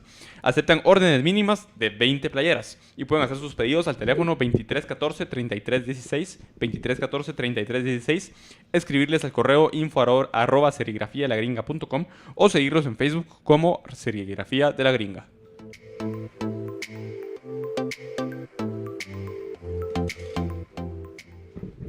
Estamos de regreso en Liber Viernes. Recuerden que pueden mandarnos sus mensajes al 4585-4280 o en nuestras redes sociales en la transmisión en Facebook en livestream. Saludos a Carlos HP Castañeda que nos dice saludos y gracias por la información. Los vemos desde Montreal. Saludos hasta Montreal. Saludos a Yulesi Sanelli Arevalo, a Vladimir Sánchez, a Manolo Andrés Marroquín, a David y Adelita Sandoval, a Jorge Alvarado Muñoz, a Iván Torayana, a Ana Córdoba, y a todas las personas que nos han dado like, me gusta o incluso a los que se nos han mandado caritas riéndose. Ángel, buenas noches, tenemos a Ángel Ramírez de Congreso Transparente en la línea para hablar sobre las reformas al delito de financiamiento electoral ilícito. Reformas que, como ya mencionaba al principio del programa, fueron, reformas que se iniciaron el año pasado en ese trágico día en el que los diputados de manera poco transparente y de hecho completamente oscura se reunieron en el pleno con la intención de reformar el Código Penal y quitarle todo tipo de responsabilidad al secretario general de los partidos en lo relacionado al financiamiento electoral ilícito. Ante eso, pues recordemos que al final el Congreso se arrepintió y tuvieron que meter la cola entre las patas y la Corte después de que se aprobó otra reforma, la Corte de Constitucionalidad estableció que lo que tenía que hacerse era ajustarse el delito de financiamiento electoral ilícito. Pero qué mejor que tener a Ángel Ramírez de Congreso Transparente para que nos explique qué es lo que está pasando en el Congreso con esto. Ángel, bienvenido a Libre Viernes. Buenas noches, José, y un gusto estar con usted. El gusto es nuestro, Ángel. ¿Por qué no nos contás un poco qué es lo que está pasando actualmente con el tema del delito de las reformas al Código Penal y del delito de financiamiento electoral ilícito en el Congreso? Claro que sí. Bueno, como bien mencionabas anteriormente, esto surge precisamente por la aprobación de ese decreto el 13 de septiembre del año pasado, en donde se define y se modifica el delito de financiamiento electoral ilícito por parte del Congreso, una iniciativa de ley aprobada por urgencia nacional de 105 diputados, una iniciativa de ley, un proyecto de decreto, que no tenía conocimiento de nadie, absolutamente, de hecho no está ni siquiera cargado en la página web del Congreso, y que se aprueba de forma repentina y que, como bien mencionabas, pues se arrepintieron y antes de enviar la iniciativa de ley o el proyecto aprobado al Ejecutivo, pues ellos lo remitieron de nuevo al Congreso y lo anularon, ¿no? ¿Qué sucedió con eso? Como bien mencionaba, la Corte de Constitucionalidad pues mandata al Congreso a regular este delito de nuevo, y lo que se hizo como procedimiento institucional dentro del Congreso es que se conformó una comisión especial, una comisión específica para este tema. Esta comisión, su objetivo era precisamente emitir alguna regulación específica, hacer una propuesta específica en todo el Congreso para que fuera aprobada ya de forma un poco más abierta y transparente, ¿no? De la forma en como se ha venido haciendo. De hecho, esta comisión se ha reunido y ha hecho audiencias públicas con diferentes actores de sociedad civil para poder llegar a una propuesta más integral. ¿Qué es lo que se ha propuesto de parte de esta comisión y que es una de las últimas propuestas que ellos han presentado? En el decreto que aprobaron el 13 de septiembre se había establecido que el contador, específicamente mencionaba la palabra el contador de los partidos políticos, sería el responsable de registrar el financiamiento electoral, y en este caso él sería el sancionado, o el contador del partido sería sancionado por el delito de financiamiento electoral ilícito. En esta última propuesta que saca la comisión específica ya no colocan a un nombre específico de una persona o un puesto en específico entre los partidos políticos, sino que mencionan la persona responsable de que el financiamiento no sea registrado contablemente. Es decir, ya no mencionan a una persona en concreto, sino que deja un poco más abierta la posibilidad a que sea una persona que maneje los fondos, es decir, por ejemplo, puede suceder con los candidatos, por ejemplo, podrían ser sujetos de este delito, y cuando son personas a lo interno del partido, las penas que están proponiendo en esta comisión es que sea una pena de 2 a 5 años de cárcel, de 20,000 a 50,000 quetzales de multa, y que no pudiera ser candidato hasta por 5 años. Esto, como mencionaba antes, está más pensado para los candidatos, no tanto para las personas administrativas ni el secretario general, que generalmente pues el secretario general es candidato, pero que es un poco más amplia la regulación. No quiere decir que esta regulación sea perfecta, sino que han venido dando nuevas propuestas y así es como la comisión ha venido trabajando. Por el otro lado, también hay una sanción para personas a lo externo de los partidos políticos, es decir, quien da el dinero para la campaña electoral. Y esto pues se trata de personas individuales o personas jurídicas, ya sean empresas, asociaciones civiles, fundaciones, etcétera, que den aportes y que no den aviso al Tribunal Supremo Electoral o al mismo partido. Es decir, una empresa que le dé recursos al candidato directamente y que no le avise al partido de forma institucional o al Tribunal Supremo Electoral, también puede ser sancionado bajo este delito. Este delito, lo que plantea esta última propuesta, es que sea de una pena de 1 a 3 años de cárcel, 10,000 a 25,000 quetzales de multa, y que no pudiera ser contratista del Estado hasta por 5 años. Entonces, ambas propuestas están buscando que se inhabilite, digamos, en la participación, tanto por un lado política, como por otro lado con los contratos públicos del Estado, hasta por 5 años. Ángel, y en el tema institucional, ¿está el TSE suficientemente fortalecido y está en la capacidad de poder fiscalizar todas estas donaciones o todos estos financiamientos que dan las personas y empresas hacia los partidos políticos?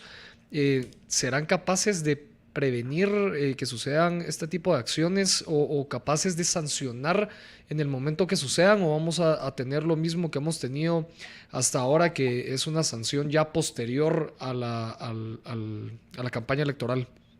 Bueno, yo creo que es muy difícil que el Tribunal Supremo Electoral en este momento esté en las condiciones para vigilar y controlar claramente a todos los partidos políticos en todo tipo de donación a los partidos.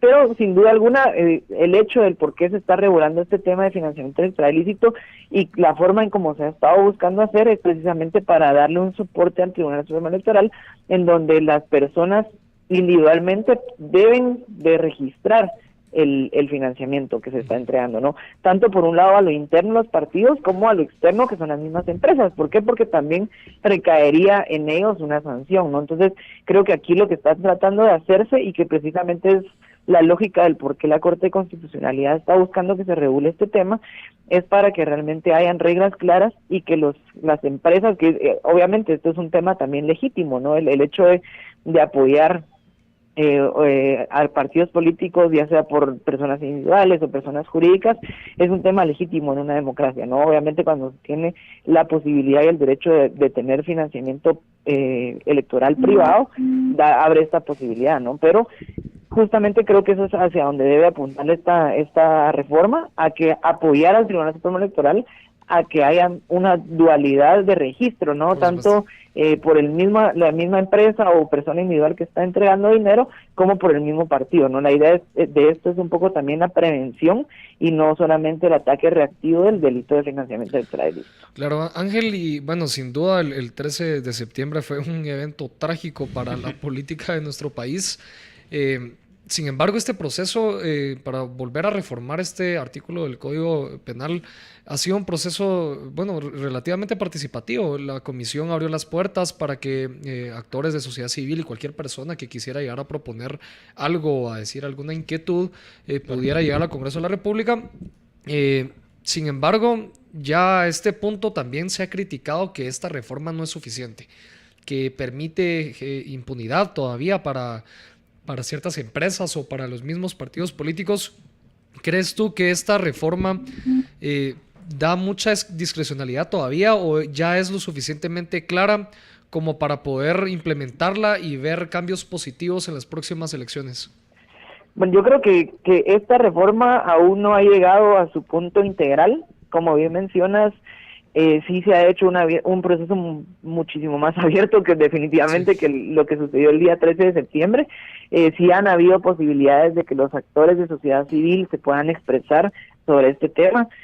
Ha habido una serie de audiencias de parte de la comisión con diferentes actores, pero sí creo que debemos de tomar muy en consideración que al final de cuentas, y que así es como funciona nuestra institucionalidad y son las reglas del juego y hay que tenerlo muy claro, es que quien toma la decisión es el mismo Congreso, ¿no? Eso no porque haya un proceso abierto y participativo no quiere decir que nosotros podamos tomar esa decisión por ellos, ¿no? Entonces, y que es un poco complejo de entenderlo porque al final de cuentas estamos permitiendo que el mismo jugador se ponga sus propias reglas del juego, ¿no? Porque quizás un porcentaje de los diputados que hoy se encuentran en su curul vayan a participar electoralmente posteriormente, ¿no? Entonces, ahí es donde está muchas veces el punto central de cómo el conflicto de interés en el que se encuentran los diputados para legislar un tema que después ellos mismos se puedan ver afectados, ¿no?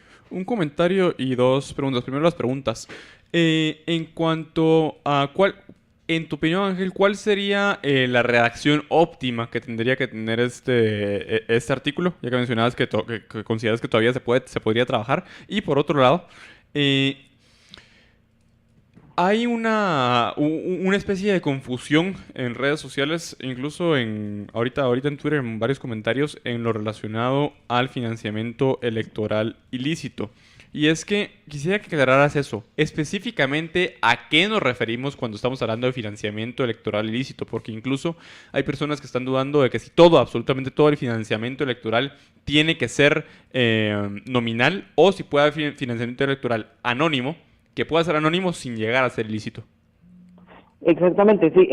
Bueno, un primer punto para responder la primera pregunta es que se está tratando de regular el financiamiento electoral ilícito en el sentido de que sea un financiamiento electoral que se pueda registrar claramente en la contabilidad y que pueda, en la contabilidad de los partidos, y que pueda ser parte de ese financiamiento que se establece y que tiene límite, tiene techos de campaña, ¿no? La idea de esto es que, obviamente, cuando ya hablamos si nos vamos a la otra perspectiva de financiamiento que provenga de corrupción, que provenga de lavado de dinero, de narcotráfico, etcétera, eso ya no es financiamiento electoral ilícito, sino que ya implica también otros delitos, ¿no? Entonces, ahí es donde está claramente el tema de que la idea es fortalecer a los partidos y a la fiscalización de parte del Tribunal Supremo Electoral para que el financiamiento ilícito sea el que no se está registrando y que cuente como parte de los techos de campaña y que le da ventaja a un partido sobre otros, porque obviamente cuando no se registra, no todos los partidos tienen la misma capacidad de recaudar esos fondos, ¿no? Entonces la idea, el trasfondo de esta reforma es justamente hacer una competencia electoral mucho más equitativa y mucho más justa, sin que hayan oportunidades a los partidos más grandes a que no registren ese financiamiento y que les dé una ventaja en el proceso electoral. Claro. Ángel, te agradezco mucho por atender nuestra llamada. Perfecto, ahora siempre. Buenas noches, Ángel. Un comentario, el comentario que olvidé hacer y que quería hacer en relación a lo que mencionaba Ángel es el tema en cuanto a la discrecionalidad. Es importante que esta reforma, si se va a hacer esta reforma, pues que no deje margen a la discrecionalidad, pero el tema que es importante es que en la medida en la que los funcionarios que tengan el poder, particularmente los congresistas y los funcionarios del organismo ejecutivo, tengan la facultad para otorgar favores a quienes se los pidan, sin que realmente haya una certeza de castigo por otorgar ese tipo de favores. Y mientras haya ese margen de arbitrariedad en el cual cualquier ciudadano pueda acercarse a un diputado y básicamente pedirle un favor a cambio de pisto, porque al final así es como es, la situación no va a cambiar. El punto es la razón principal por la cual existe ese financiamiento electoral ilícito, si lo queremos ver de esa manera, es porque al final hay favores que se pueden comprar, y se pueden comprar de antemano antes de que el partido llegue a ocupar un cargo en el gobierno. Y es allí donde creo yo que está la importancia, porque muchas reformas podemos hacer al Código Penal, pero si no nos vamos a la raíz del problema, no vamos a cambiar absolutamente nada.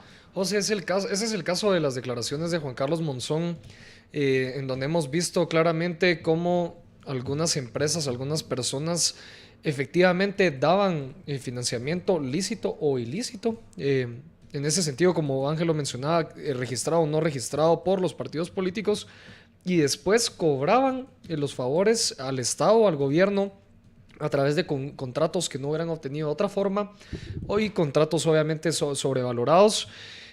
Sin embargo, hay casos en los cuales hay financiamiento que no tiene esa intención, de después retribuirse ese dinero o esa financiación a través de contratos. Entonces, ese es el peligro de las declaraciones de Juan Carlos Monzón, creo yo, que mete a todos adentro de un mismo tamal. Dice, bueno, estas personas daban no sé qué, estas personas daban almuerzos, los otros daban no sé cuánto, pero no todas estas personas que daban financiamiento al Partido Patriota obtuvieron un beneficio en términos materiales, monetarios, de esa inversión.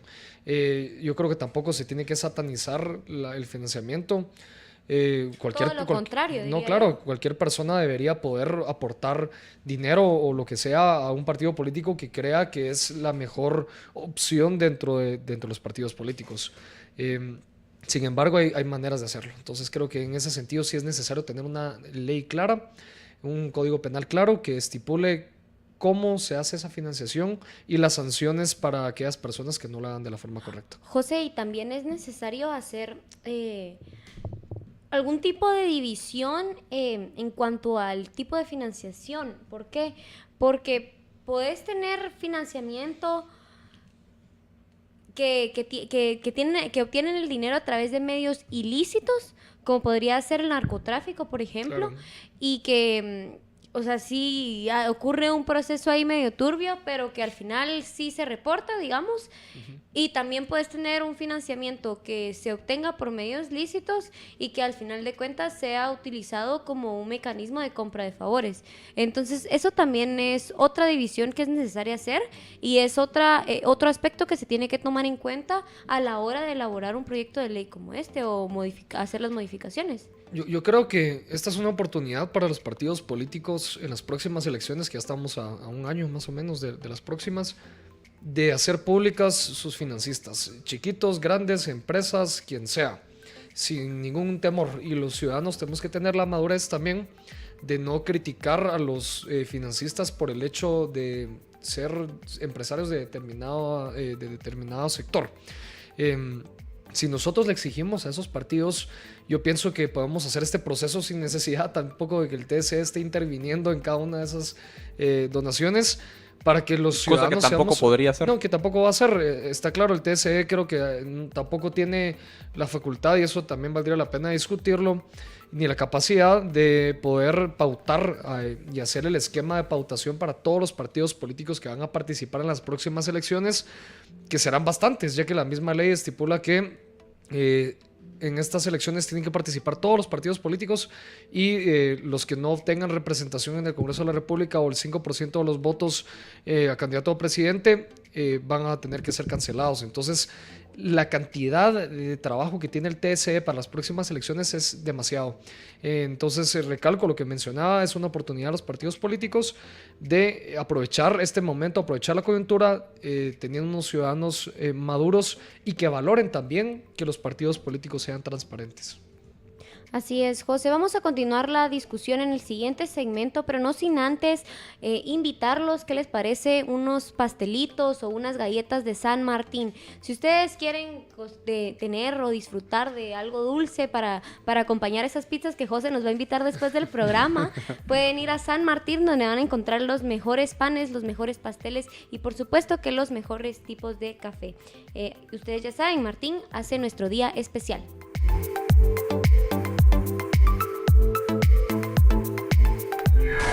Libertad es la aplicación de Libertópolis. Ingresa a tu tienda de aplicaciones preferida en tu tablet o smartphone. Escribe en el buscador la palabra Libertad. Espera unos segundos y se te desplegará la aplicación. Ahora descárgala. Una vez la tengas, ejecútala. Y tu dispositivo te dirá cuando esté lista. Ahora ya puedes disfrutar de las ideas de la libertad. Libertap es la aplicación. El consumo de este producto causa serios daños a la salud. Yo lo que quiero es tomar cerveza Gallo todo el verano para gozar. Me dice tómame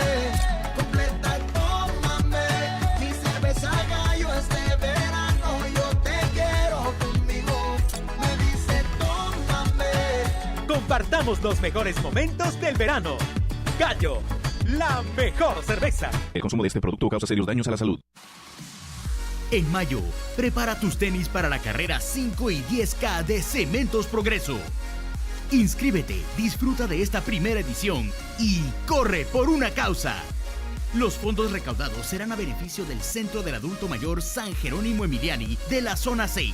Recuerda, 6 de mayo, 8 de la mañana, Estadio Cementos Progreso. Inscríbete en la página de Sports and Marketing.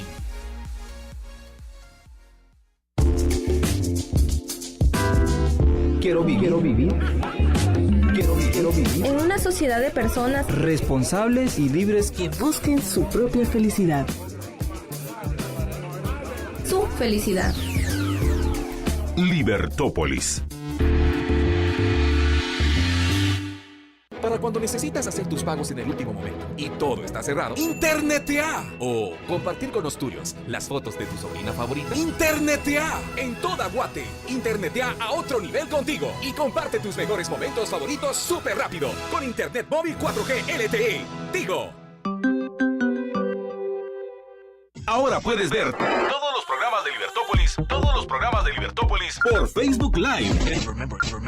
Facebook.com/Libertópolis. Transmisiones de Libertópolis por Facebook Live. En directo. Disfruta de nuestros programas y dale compartir.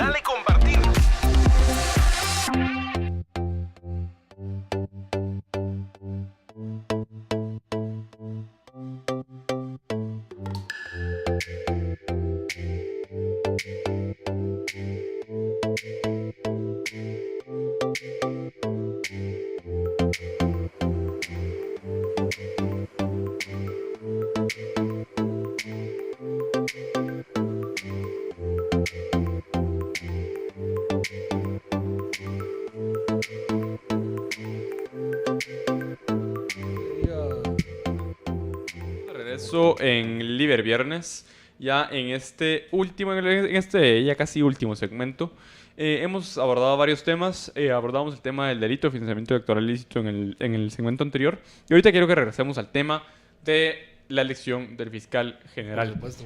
Y ya hablábamos acerca de la forma en la que se elige al fiscal, pero lo que yo quisiera hablar ahorita es qué deberíamos esperar de este nuevo fiscal general que resulte electo. De entre la nómina de 6, el que sea que vaya a elegir el presidente, ¿qué deberíamos esperar de él? ¿Qué deberíamos buscar cambiar en el Ministerio Público?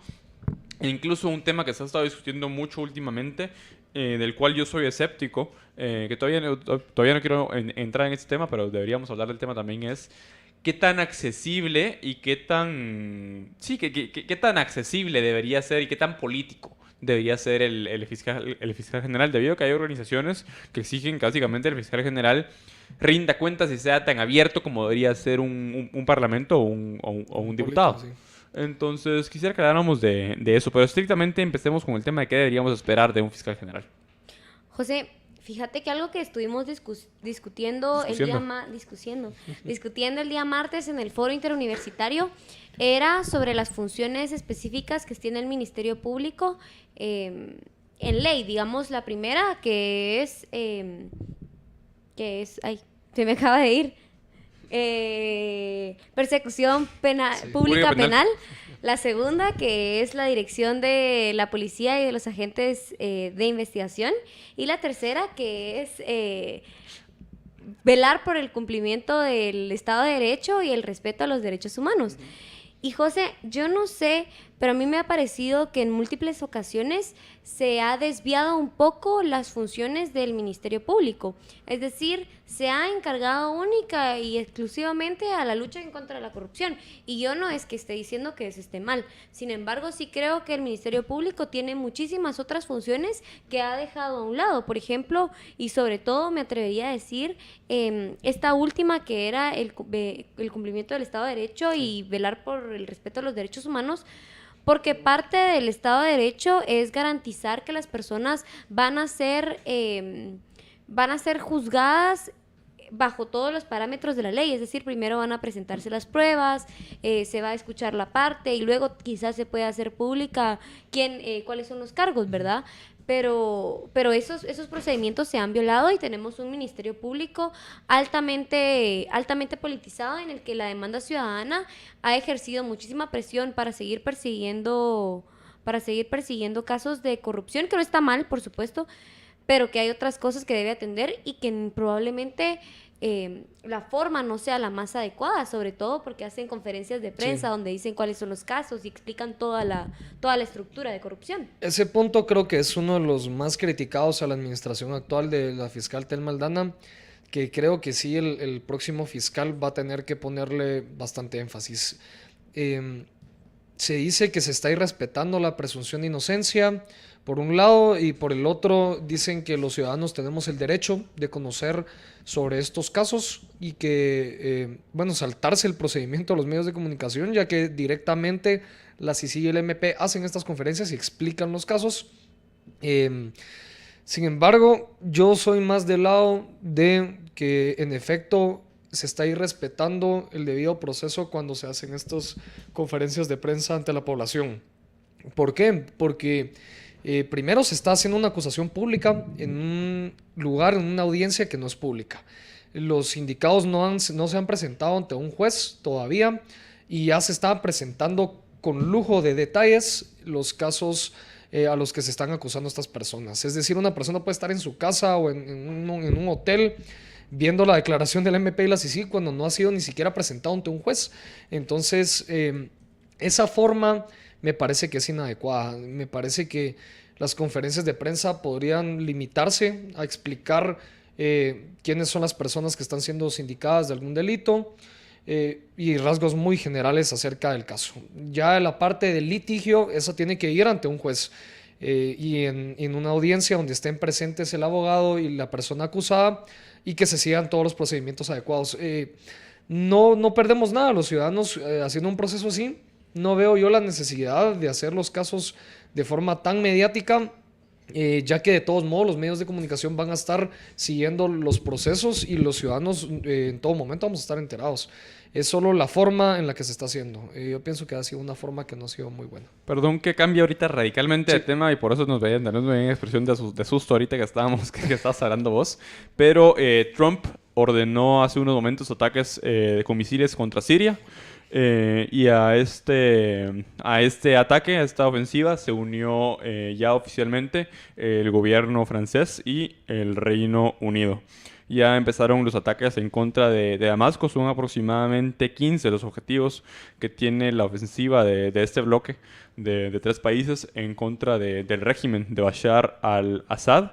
E incluso ya hay varios videos en vivo circulando de que justo al terminar de dar la conferencia de prensa en cadena nacional del presidente Donald Trump, hace unos minutos, inició el bombardeo de Siria y el envío de misiles. Francia incluso también ya empezó a lanzar misiles. Reino Unido se desconoce si ya lanzó, pero sí es un hecho que Estados Unidos y Francia ya lanzaron misiles. A lo que Trump dijo que Bashar al-Assad iba a pagar un alto precio por el ataque con armas químicas de esta semana, y Francia y Reino Unido manifestaron exactamente lo mismo, añadiendo el hecho de que se intentaron utilizar todos los canales diplomáticos para negociar con el régimen de Bashar al-Assad y que sin embargo pues no se dio ante las presiones de Estados Unidos, Francia y Reino Unido.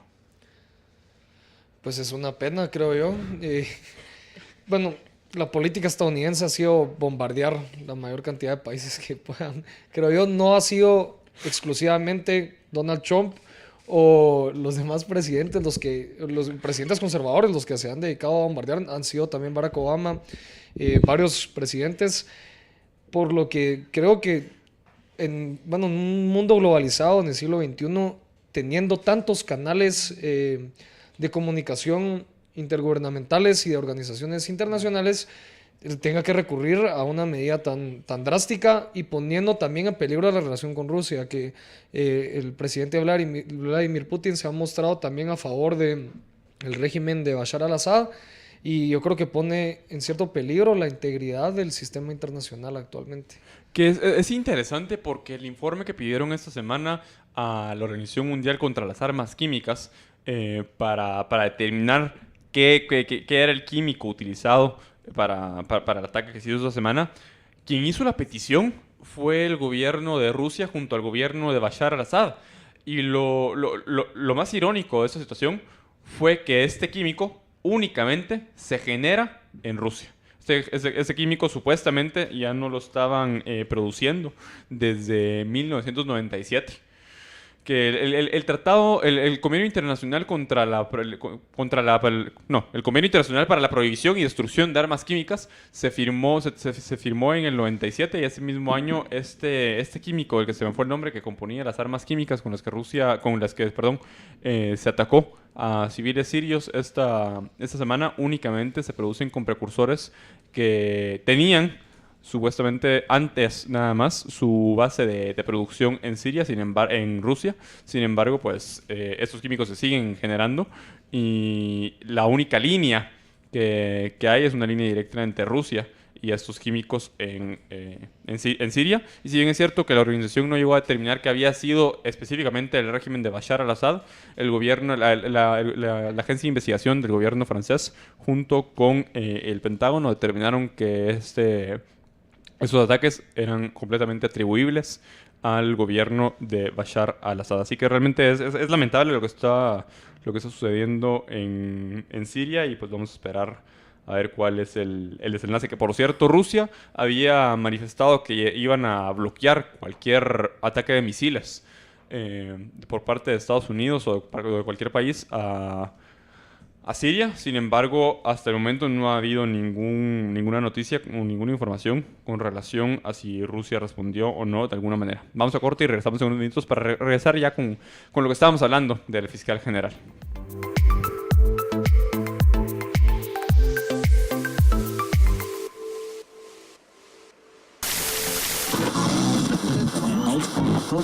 Get ready to listen to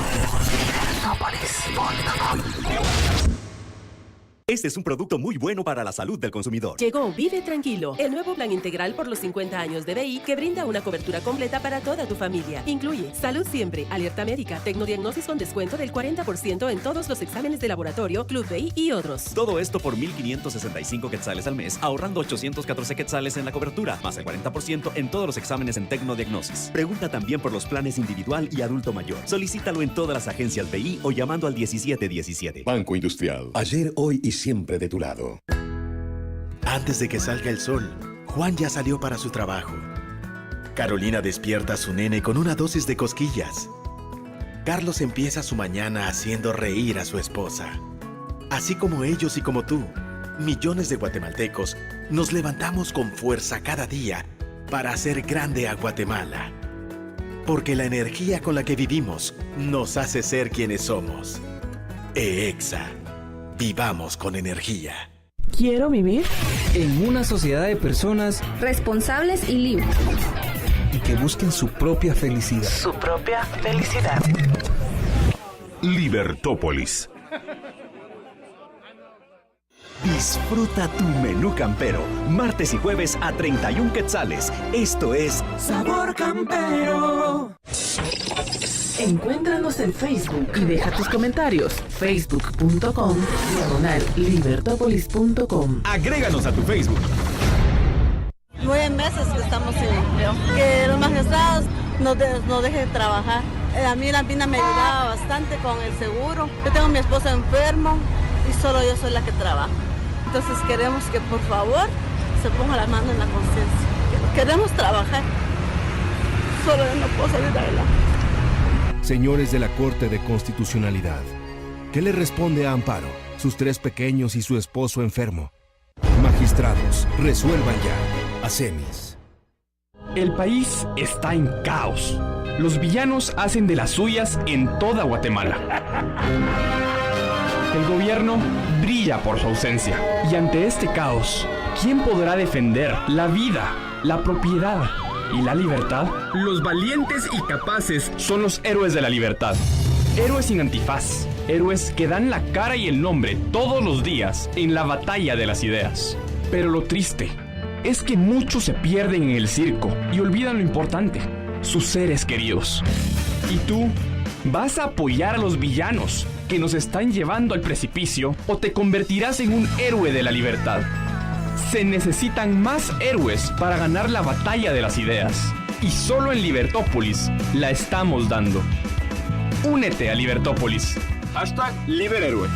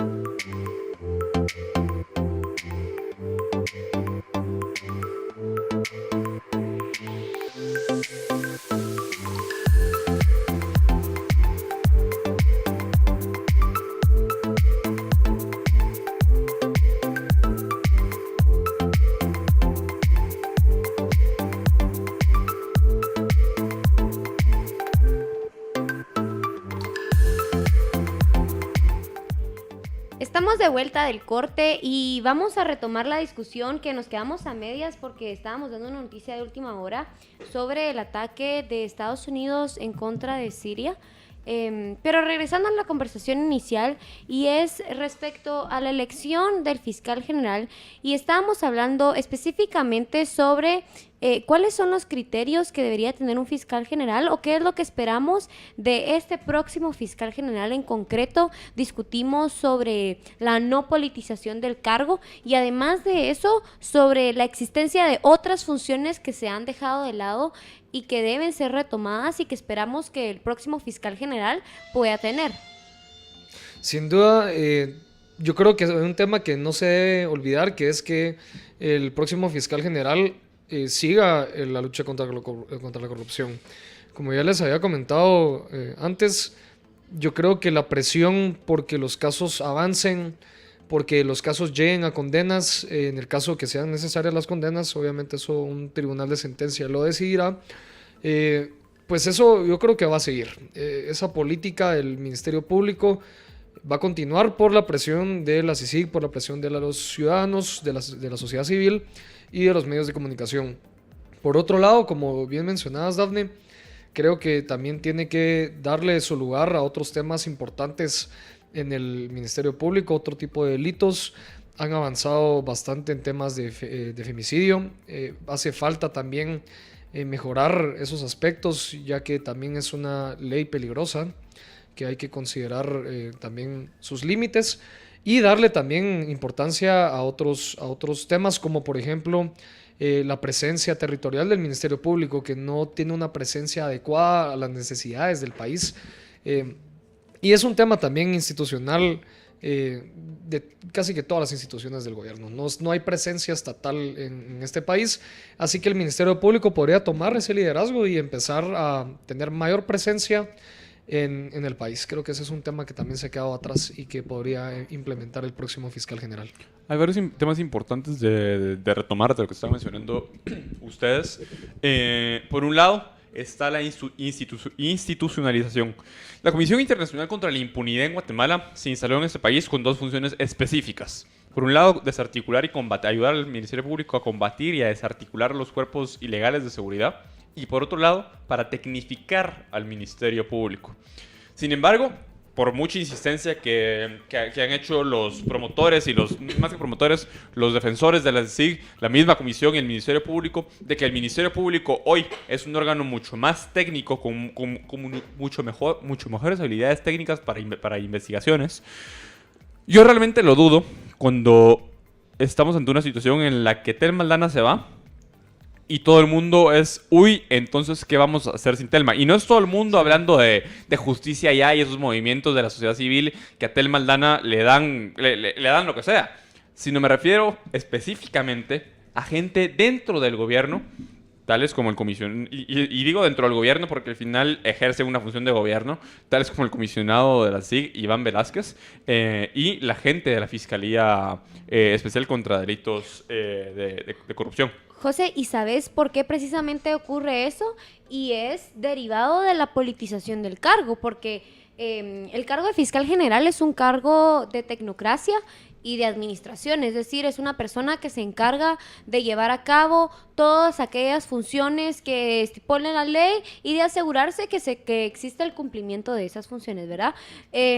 Pero ¿qué ha ocurrido? Que ha ocurrido que la figura del fiscal general se ha tornado en una figura de suma relevancia. Entonces, un proceso de elección a fiscal general que debería de ser un cambio, una transición bastante sistemática, por así decirlo, porque al final de cuentas es una institución que debería de tener procesos y demás, pues ya institucionalizados, no es así. ¿Y qué pasa? Que sentimos que esta elección a una fiscal general es un periodo de crisis y no debería de ser así. Dafne, la muestra más clara de eso que mencionas tú es que se está hablando acerca de que la actual fiscal general pueda ser candidata a la presidencia a las próximas elecciones. Da la impresión de que este cargo le ha permitido tener una catapulta política para llegar a ser presidenta, y no sé si ese modelo de utilizar a este tipo de instituciones para alcanzar cargos públicos vaya a seguirse replicando, como por ejemplo podría ser el caso de la Procuraduría de Derechos Humanos. Y eso es peligroso. Es peligroso porque ya no velan por las instituciones, sino por sus propios intereses. Entonces, ese punto me parece bastante peligroso, que ya una figura pública, un funcionario que tiene a cargo una institución, ya esté viendo más para adelante que para el presente. Entonces, yo creo que habría que también considerar ese punto que está muy claro actualmente en la política del país. Y bueno, pues regresando al tema, hay algo clave y es, bueno, la razón por la cual las comisiones, y es que todo esto es un dominó y no son hechos aislados. El hecho de que haya personas a las que les interese incidir en la elección del fiscal general a través de las comisiones de postulación y que por eso se creen universidades fantasma como la Universidad Da Vinci y la Universidad Regional, que va a seguir insistiendo hasta el cansancio, que esas dos facultades de derecho en esas universidades se crearon únicamente con esa intención, porque al final de cuentas la figura del fiscal se ha convertido en una figura que más que técnica y burocrática, que es lo que es técnica y administrativa, esa es la función del fiscal, es verificar que todas las fiscalías del país, ya sea a nivel regional o municipal, estén funcionando como deben de funcionar y ejecutando su labor de la manera más eficiente y más responsable posible, respetando los derechos humanos de todas las personas en busca de construir un Estado de Derecho, que es básicamente un resumen de las funciones que Dafne ya había mencionado que tiene el fiscal general. Pero el problema es que la figura del fiscal general se ha tornado una figura en la que no solo tiene una agenda de trabajo, sino en la que también se considera que el fiscal general tiene que tener una agenda política. Y entonces básicamente el fiscal general únicamente no tiene que determinar cuál va a ser la política criminal en específico que se va a seguir durante su gestión, sino tienes también que determinar específicamente qué tipos de casos va a ser los que va a perseguir. Y es que ahí, ahorita me callo, ahí el tema está en que, por ejemplo, bajo Claudia Paz y Paz, agarró contra los militares como si fuera lo único que existiera en este país y arremetió contra todos los exmilitares que sirvieron durante el conflicto armado interno. Y ahora, bajo el régimen de la fiscal general, empezó arremetiendo contra empresarios y terminó de empezar a arremeter con políticos. Pero hay muchos temas pendientes que quedan detrás, y es el tema de que el fiscal general debe estar dotado de la más amplia independencia y autonomía, cosa que no es actualmente, porque está sujeto a las presiones de la Embajada de Estados Unidos y la Comisión Internacional contra la Impunidad en Guatemala. Por supuesto, José, y en ese tema específico muchos se burlaban de las personas que decían que para cuándo la UNE, para cuándo otros temas. Sin embargo, efectivamente el MP sacó la investigación famosa de caso transurbano que todo el mundo llevaba pidiéndole al MP, a la CICIG, que lo sacaran, y también el caso Odebrecht. Sin embargo, hay que considerar cómo presentaron estos casos y en dónde están. El caso transurbano, un caso planteado a la carrera, esa es la impresión que tengo yo. Agarraron a todos los que firmaron ese acuerdo, creo que no pesaron bien quiénes sí pudieron haber tenido un involucramiento malintencionado y quiénes no. En el caso Odebrecht, que creo que les aparece sin tenerlo bien planeado, por culpa de, obviamente, de Manuel Valdizón, que actualmente está en Estados Unidos esperando a ver si lo van a deportar o no, y que menciona que lo van a presentar en distintas fases. Eso me da la impresión a mí de que no tienen el caso bien hecho, no lo tienen bien preparado. Usaron esa excusa de por fases porque se les presentó antes de tiempo, probablemente no lo tenían planeado presentarlo a principios de este año, y vemos que los casos ahora no han avanzado. A la fiscal ya le queda menos de un mes, o un mes más o menos en el cargo, y esos casos se han quedado pues para el próximo fiscal general. Entonces no hay que decir que el MP y la CICIG ahora ya cumplieron con las expectativas de la sociedad, cuando fueron casos que no han llegado al alcance y al impacto que han tenido otros casos. Entonces para cuándo creo que no ha muerto. Yo realmente dudo también de qué tanto se ha tecnificado el Ministerio Público, cuando realmente en todas las audiencias en las que el Ministerio Público ya ha tenido la oportunidad de presentar medios probatorios, la mayor parte de sus medios probatorios son escuchas telefónicas, testigos o colaboradores eficaces. Esas son las 3 líneas por las que se han ido. Pero realmente una investigación en la cual se pueda llegar a pruebas contundentes que confirmen lo que personas como Juan Carlos Monzón están diciendo, por ejemplo, o lo que Salvador González ya dijo en una ocasión, yo sigo sin ver. O por ejemplo, incluso el caso del Movimiento Cívico Nacional, en el cual lo mencionan en una declaración, nunca más se vuelve a mencionar, se encargaron de matar al movimiento y ahí se quedó la cosa. Sí, se quedó.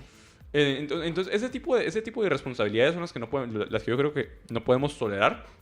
E incluso, algo mencionado en el foro, y quiero leerlo ahorita, son los artículos 314 y 334 del Código Procesal Penal. Porque además del artículo 13 de la Constitución, que le garantiza a las personas que la policía no los va a exponer a los medios de comunicación antes de haber sido escuchados en una audiencia de primera declaración, el Código Procesal Penal en su artículo 314 es claro al establecer, y ahorita les leo la primera parte, en su parte conducente dice: todos los actos de investigación, esto en etapa preparatoria, serán reservados para los extraños. Es decir, todas esas audiencias televisadas de las audiencias de primera declaración no deberían ser televisadas, y adicionalmente, aparte de eso, el hecho de que el Ministerio Público, antes de llegar a la audiencia de primera declaración y a la fase intermedia, empieza a presentar las pruebas y los esquemas con los diagramas de las personas, de que esta persona hizo esto y esto y esto, y afirmándolo no como un supuesto, sino como esta persona hizo esto, esto y esto y esto, es una violación de esas garantías que la Constitución y la ley le otorgan. Y adicionalmente, el artículo 334 también es bastante claro cuando establece que en ningún caso el Ministerio Público acusará sin antes haber dado al imputado suficiente oportunidad de declarar. Sin embargo, el Ministerio Público se encarga de hacer huevo la reputación de las personas, independientemente de quién sea, independientemente de que sea culpable o no, desde antes de llevar a las personas a juicio. José, y eso es muy importante porque en ocasiones en juicio se ha determinado que la persona o no es culpable o la actividad o la incidencia que tuvo en el caso no fue tan grave como la planteaba el Ministerio Público, pero el castigo social es enorme. Es decir, estas personas nunca vuelven a recuperar esa dignidad que tenían a nivel social y son castigados desde el momento en que sale la noticia, y eso no debería de pasar así. Y el Ministerio Público, que tampoco matiza y pide la prisión preventiva a cualquier tipo de personas. Hay enfermeras, doctores de LIGS que están en prisión preventiva. ¿Quién vela por ellos? Las personas ya se olvidaron que esas personas probablemente no sabían esos especificaciones técnicas del caso de Ixpisa, y sin embargo están en prisión preventiva. Son personas que no tienen capacidad de fuga, no tienen capacidad de entorpecer las investigaciones, pero el MP no discrimina. El MP pide prisión preventiva para todos. Y por supuesto los jueces la dan, presumo yo, por miedo de caer mal a la sociedad civil también, que los premia con manifestaciones, con premios también, que me parece que es un abuso también a la libertad de las personas. José, y lo más grave de todo es el caso de la prisión provisional, que ni siquiera es constitucional. Sí, la prisión provisional, que es esa a la que los jueces mandan no los jueces ni siquiera, sino esa prisión a la que mandan a las personas, ya sean jueces o las autoridades policiales, sin ni siquiera una autorización de juez, mandan a las personas a prisión provisional mientras esperan para su audiencia de primera declaración. Y mantienen a personas en prisión provisional incluso meses. Hay personas que han esperado 2, 3, 4 meses en prisión provisional. Y una persona no debería ser enviada a prisión, ni siquiera a prisión preventiva, sin antes haber sido escuchado primero en una audiencia de primera declaración. Pero nos quedamos sin tiempo. José. Sí, gracias por la invitación. Siempre es un gusto platicar con ustedes acerca de estos temas tan interesantes. El gusto es nuestro, José. Dafne. Muchas gracias. Feliz noche a todos. Muchas gracias por escucharnos y esperamos que hayamos generado un poco de discusión relevante para ustedes. Que tengan una muy feliz noche y recuerden que somos nosotros los únicos responsables de construir un mundo más libre. Libertópolis presentó a José Fernando Orellana en Liber Viernes.